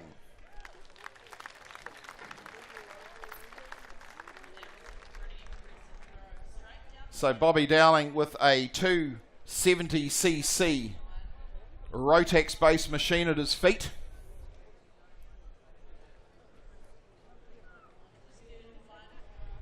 Using the STIHL harvesting bar on it, but that special 0.404 chain with the big high cutters that are made for this event and no other.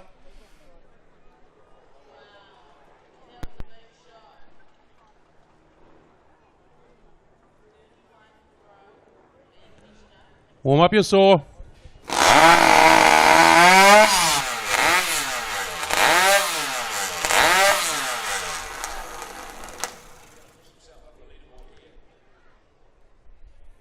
We'll just clear, stop.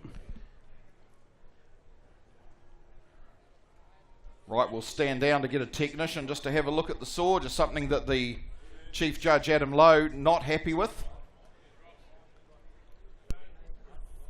So we're going to go for a retensioning of the chain on that saw.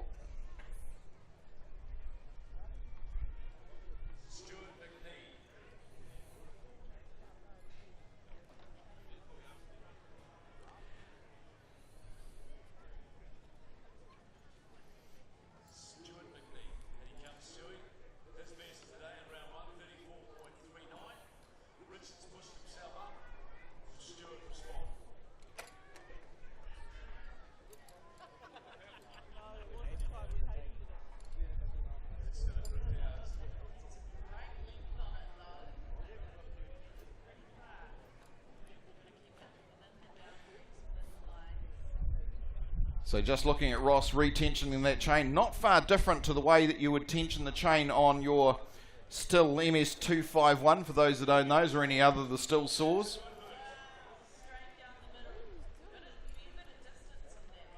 Just release the nuts on the mounting studs. Side mounted chain tension is something that's still invented, where you can even see it on these especially made hot saws as well. A lot of firsts from STIHL manufacturer, from the side-mounted chain tensioners to the easy tensioners, anti-vibration systems on saws, things that we take for granted now on all saws, but if it wasn't for STIHL, they wouldn't actually be on them. Someone had to invent them first, and you can pretty much guarantee anything that's new will have been done by STIHL and its engineers.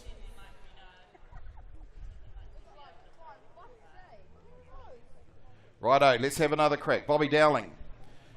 The man from Adelaide nowadays. Used to come from Tuatapere in the Southland province. Surveyor by trade. Nowadays forestry logistics manager in South Australia. So we seem very proficient with a single saw. Let's see how he goes with the hot saw.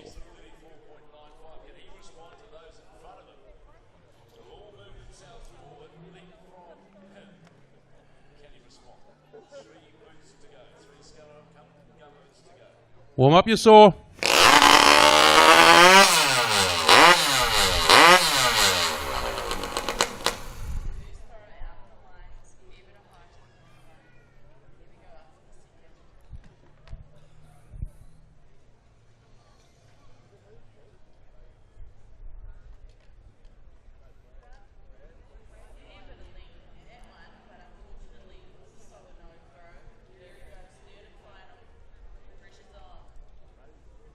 Thirty seconds.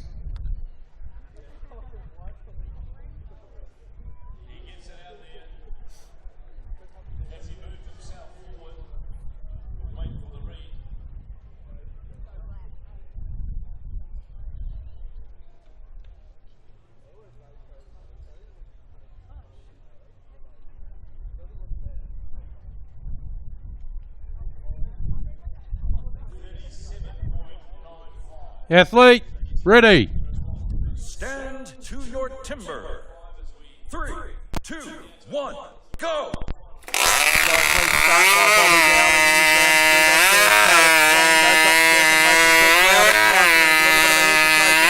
On the last transition, but I think it's good enough.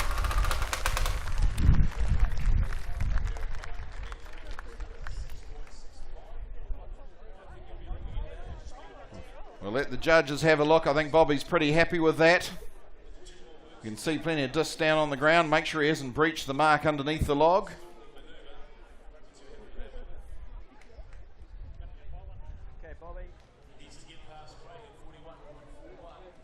Okay, the cut is good. There he is, ladies and gentlemen, Bobby Dowling. Come across the ditch from South Australia to compete here again for the New Zealand title. We'll have that time for you shortly. At the moment, we haven't breached the 7-second mark. That's where we want to be heading. Getting closer to a 5 or a 6 second time. Anything under 6 will be pretty much as good as it'll get anywhere in the world.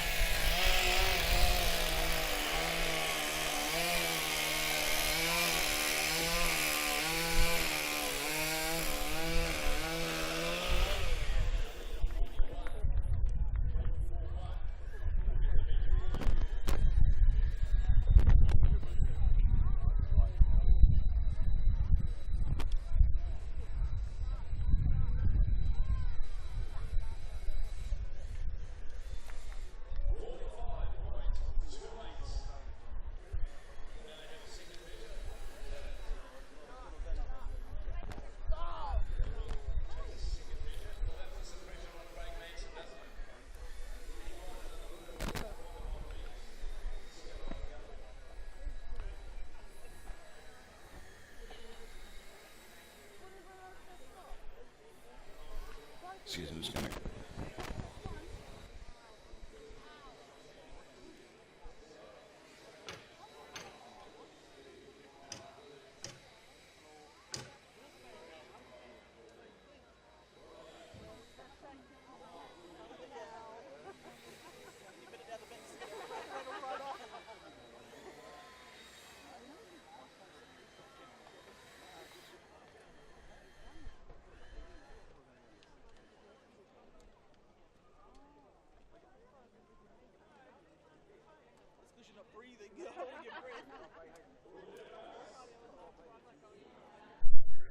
Right, we have a time to hand for Bobby Dowling. Completed the 3 cuts with the hot saw in 8.64 seconds.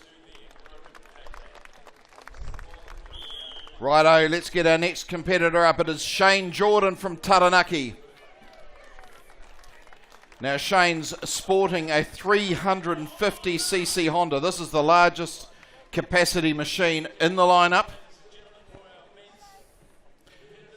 And as always said, nothing beats cubic inches. And if that's the case, let's have a look and see how this was going to go. It's in the hands of an experienced campaigner. Has captained the New Zealand team, been on the highest stage in still timber sports in the world as an individual. We missed him from last year's competition. Great to have him back.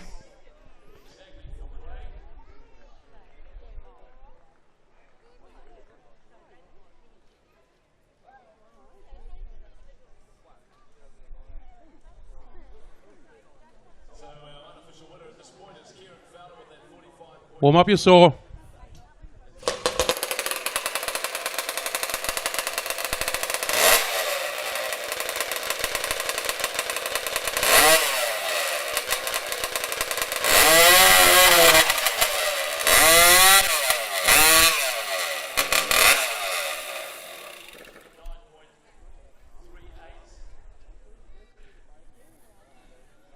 Well, it's sounding good. Wine's on the starter within his 60-second time before we get to do the real thing. 30 seconds.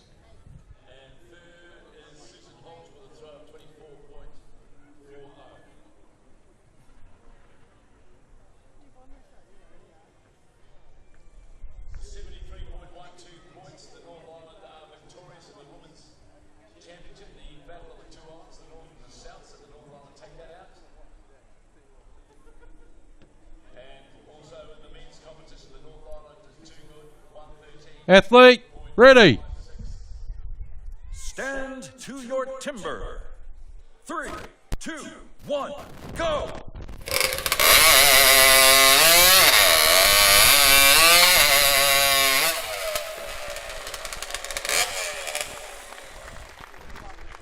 Well, it bogged a little bit on the upcut.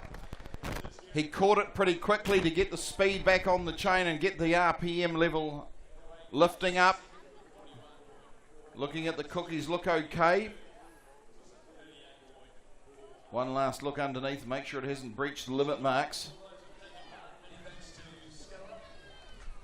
So Shane Jordan walks to the front of the stage with Judge Matt Hura.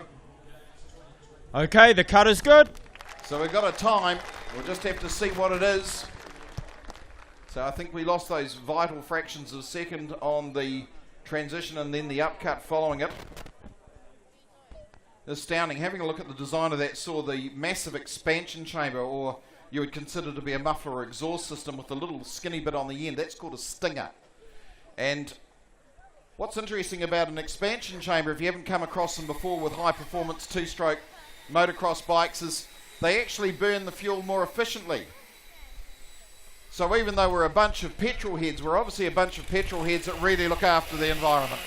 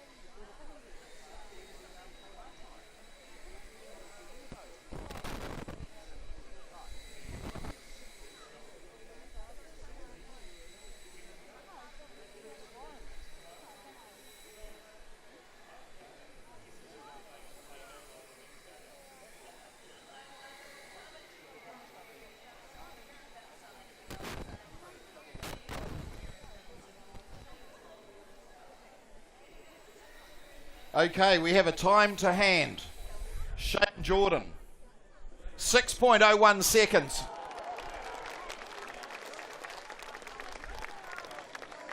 Oh, this is getting interesting, isn't it? No pressure on the last one out as they sit 1 and 2 in the order coming out of the last discipline. You always want it hanging on a knife's edge right in the very last of an event, don't you? Let's welcome then Jack Jordan, everyone.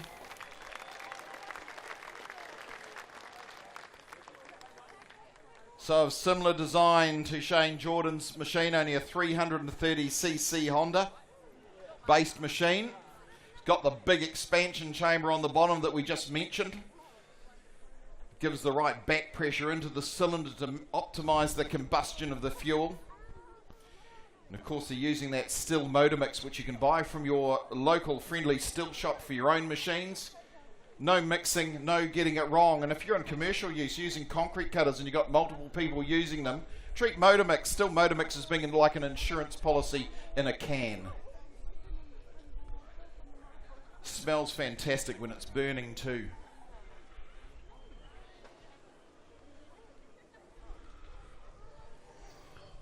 Warm up your saw.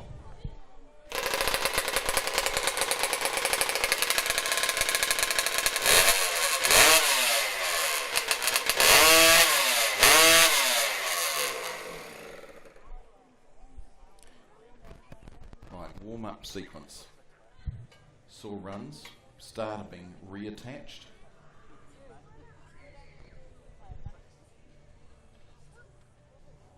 Safety bungee being attached to the starter, which you can't see from the stage, from the grandstand. 30 seconds. Right, it's really hinging on this last heat.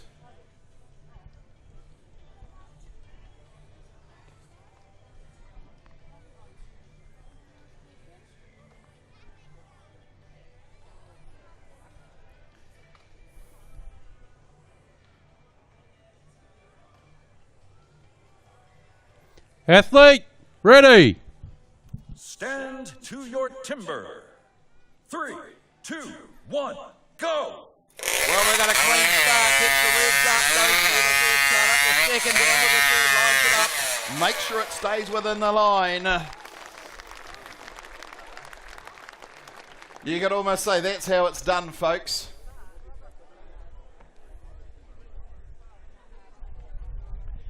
Now Jack having a very close look at that last cut, making sure that he was staying within bounds. I can certainly see red crayon from where I am, so I'm hopefully that Matt Hera could see that all of the way round the log. Okay, the cut is good. Righto. Oh, we need a time, don't we? We need a time. So stand by.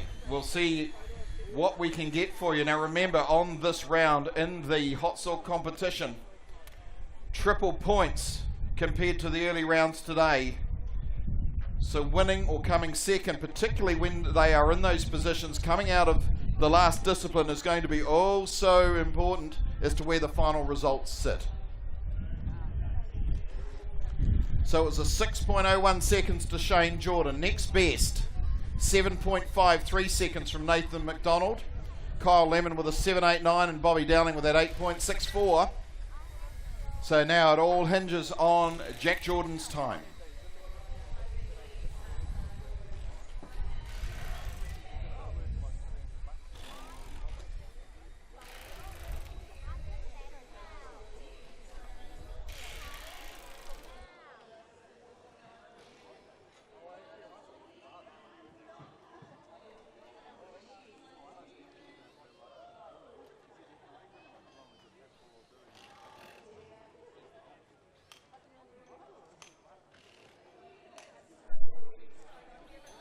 Right, do I give you the time or do we wait until we get to the final to see who's won overall?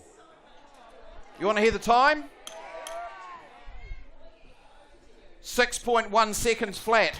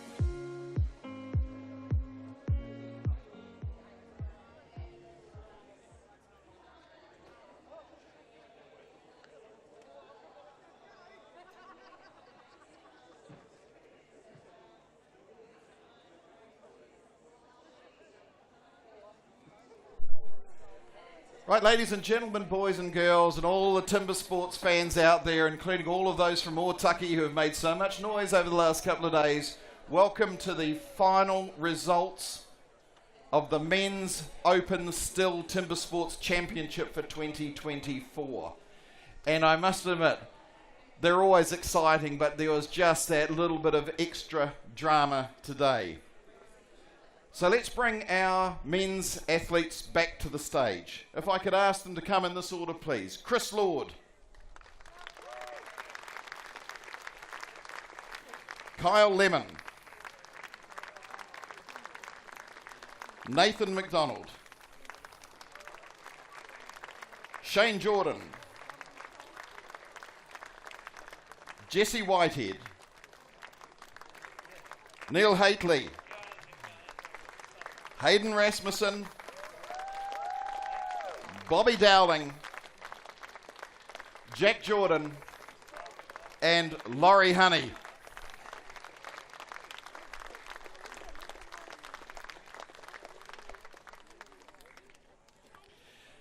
So there they are.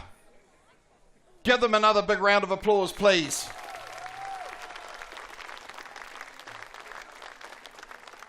Now it's my pleasure to introduce you to Jochen Speer, Managing Director of STIHL New Zealand. Cool. Thank you, Philip. First of all, I wanted to say thank you to all of you, because this is why we are all here. So the athletes, the whole team behind the scenes, thank you very much for being such a great audience here in Palmerston North. It was an absolutely fantastic event over the last 2 days. I also wanted to thank one of your own. Please put your hands together to the voice of STIHL, who basically brought you through the program for the 2 days, who does a fantastic job for us for many, many years now. From Palmerston North, please put your hands together for Philip Ropiha. Thank you, Philip. And also to the chief organizer of this event, Mr. Anthony Mildren. Where is Anthony? Oh, very hidden in the background. And please also put your hands together for the people that make it all possible. That's our fantastic ring crew who worked tirelessly over the last 2 days.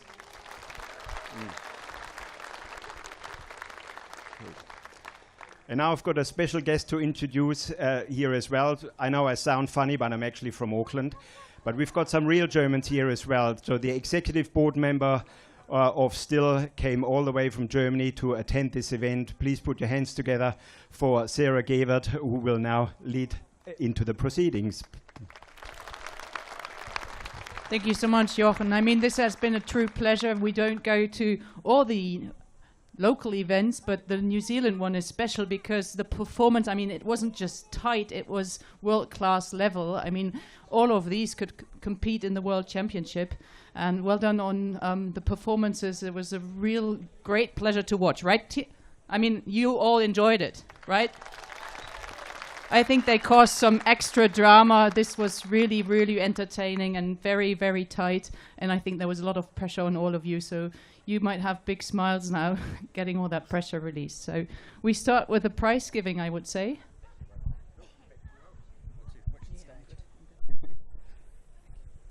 Right. Let's see where everyone came. Well, certainly we're going to go through the podium, but before we do that, we have one new award. So this is the first time it has been given.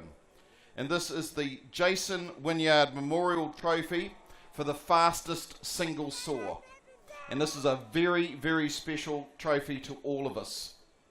And this year, it goes to Bobby Dowling.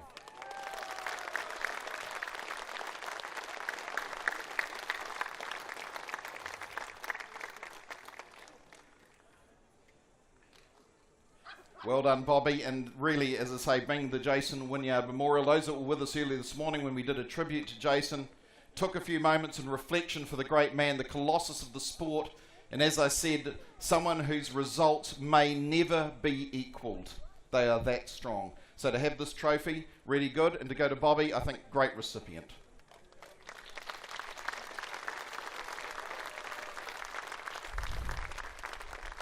Right, to the podium. We have 3 people to put in front of you. In third position in the 2024 STIHL TimberSports National Championship, Kyle Lemon.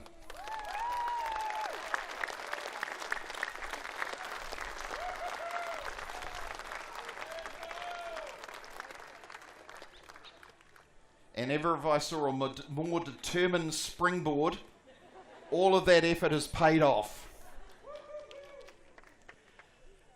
In second position, Jack Jordan.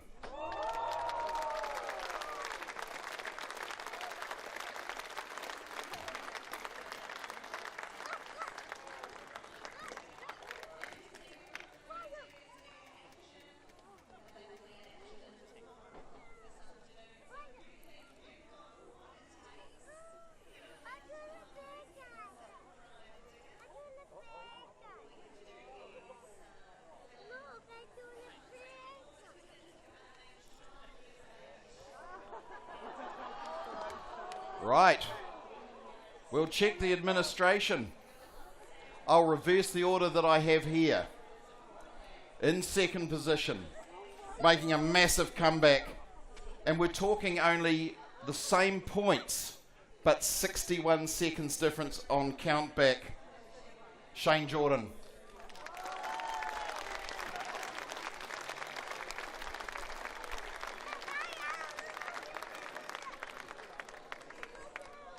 Right, it leaves us to the top of the podium, the big trophy, and also from Tuatahi Racing Axes and Saws, a brand new crosscut saw, probably the biggest contribution they have made as an individual prize.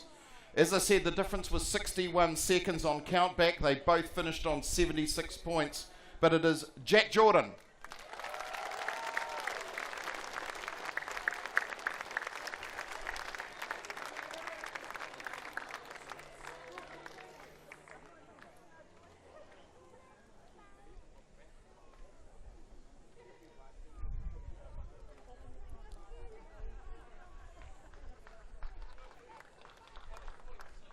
Point 6.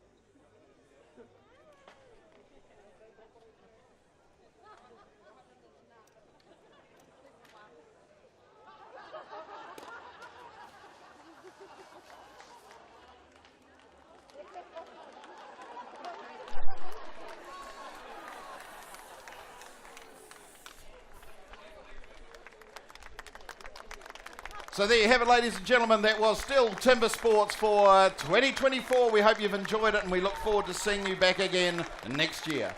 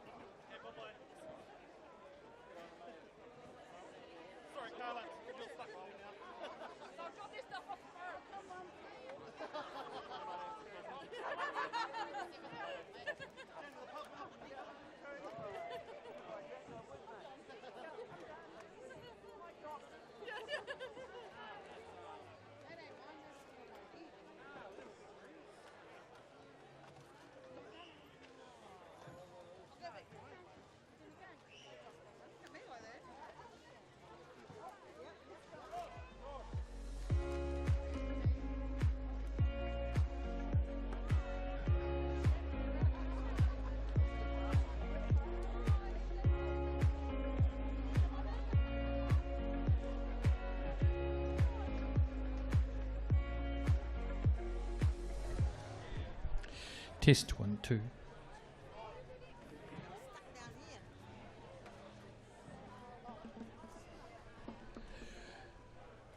Well, ladies and gentlemen, it's been a thrilling day of timber sports here at the STIHL TimberSports Nationals in the heart of Palmerston North City on Te Marae o Hene, the square. And here we have, again, your STIHL TimberSports champion for 2024, Jack Jordan. Congratulations. Thank you. Thanks very much. Yeah, huge honour to win this year. There's a lot of pressure on it today. You know, it was all pretty close right to the end, so to come away with a win was unreal, yeah. So how much do you owe your brother, who was runner-up by about 0.6 of a second on a countback or thereabouts? How much do you owe him for the competitive spirit that's in you? Yeah, I owe him a lot. You know, my brother Shane and his partner Lauren, they've done a lot for me over the years, so yeah, I owe them a lot, yeah. But not enough to throw the match? No, not at all, no. Look, my congratulations, and you're off to, if you're in the team, you're off to Toulouse. Is that the idea? Yeah, I think somewhere in Italy and then France later in the year. So, yeah, I went for the World Trophy in the individual last year, so hopefully I can, you know, go back this year and do a bit better, yeah. Well, if this is anything to go by, the omens are very good. Yeah, well, hopefully, yeah. No, I'll do a fair bit of training between now and then, and yeah, hopefully we go all right. So how would you describe a training regime for you? For the individual there, you just got to do all the events, and it is pretty hard because there's 6 events, and to do that all in, you know, one hit at the end of the day, you sort of, yeah, it is pretty tough, but it is what it is. You got to do it, so yeah, it's all good. Any individual fitness tips for those who want to take up the sport? I don't know, being fit and strong certainly helps. Yeah, that's about it really. Well, it just leaves us to answer, what is it that's in the Jordan River? Oh, I don't know. Brought up right, maybe. I couldn't tell you. Congratulations and all the best for Europe. Hey, thanks very much. Thank you. And that is your STIHL TimberSports 2024 champion at the Ford Ranger New Zealand Games in the heart of Palmerston North. The day might have started a bit murky, but it's fined up. Not too hot during most of the day, which was good for all the competitors. But I think the crowd have been treated to a thrilling display of axemanship, sawing and cutting. It's gone extremely well, and the crowds have responded appropriately. And so, we leave you here from Palmerston North, the New Zealand Rural Games, and also the STIHL TimberSports New Zealand Championship 2024.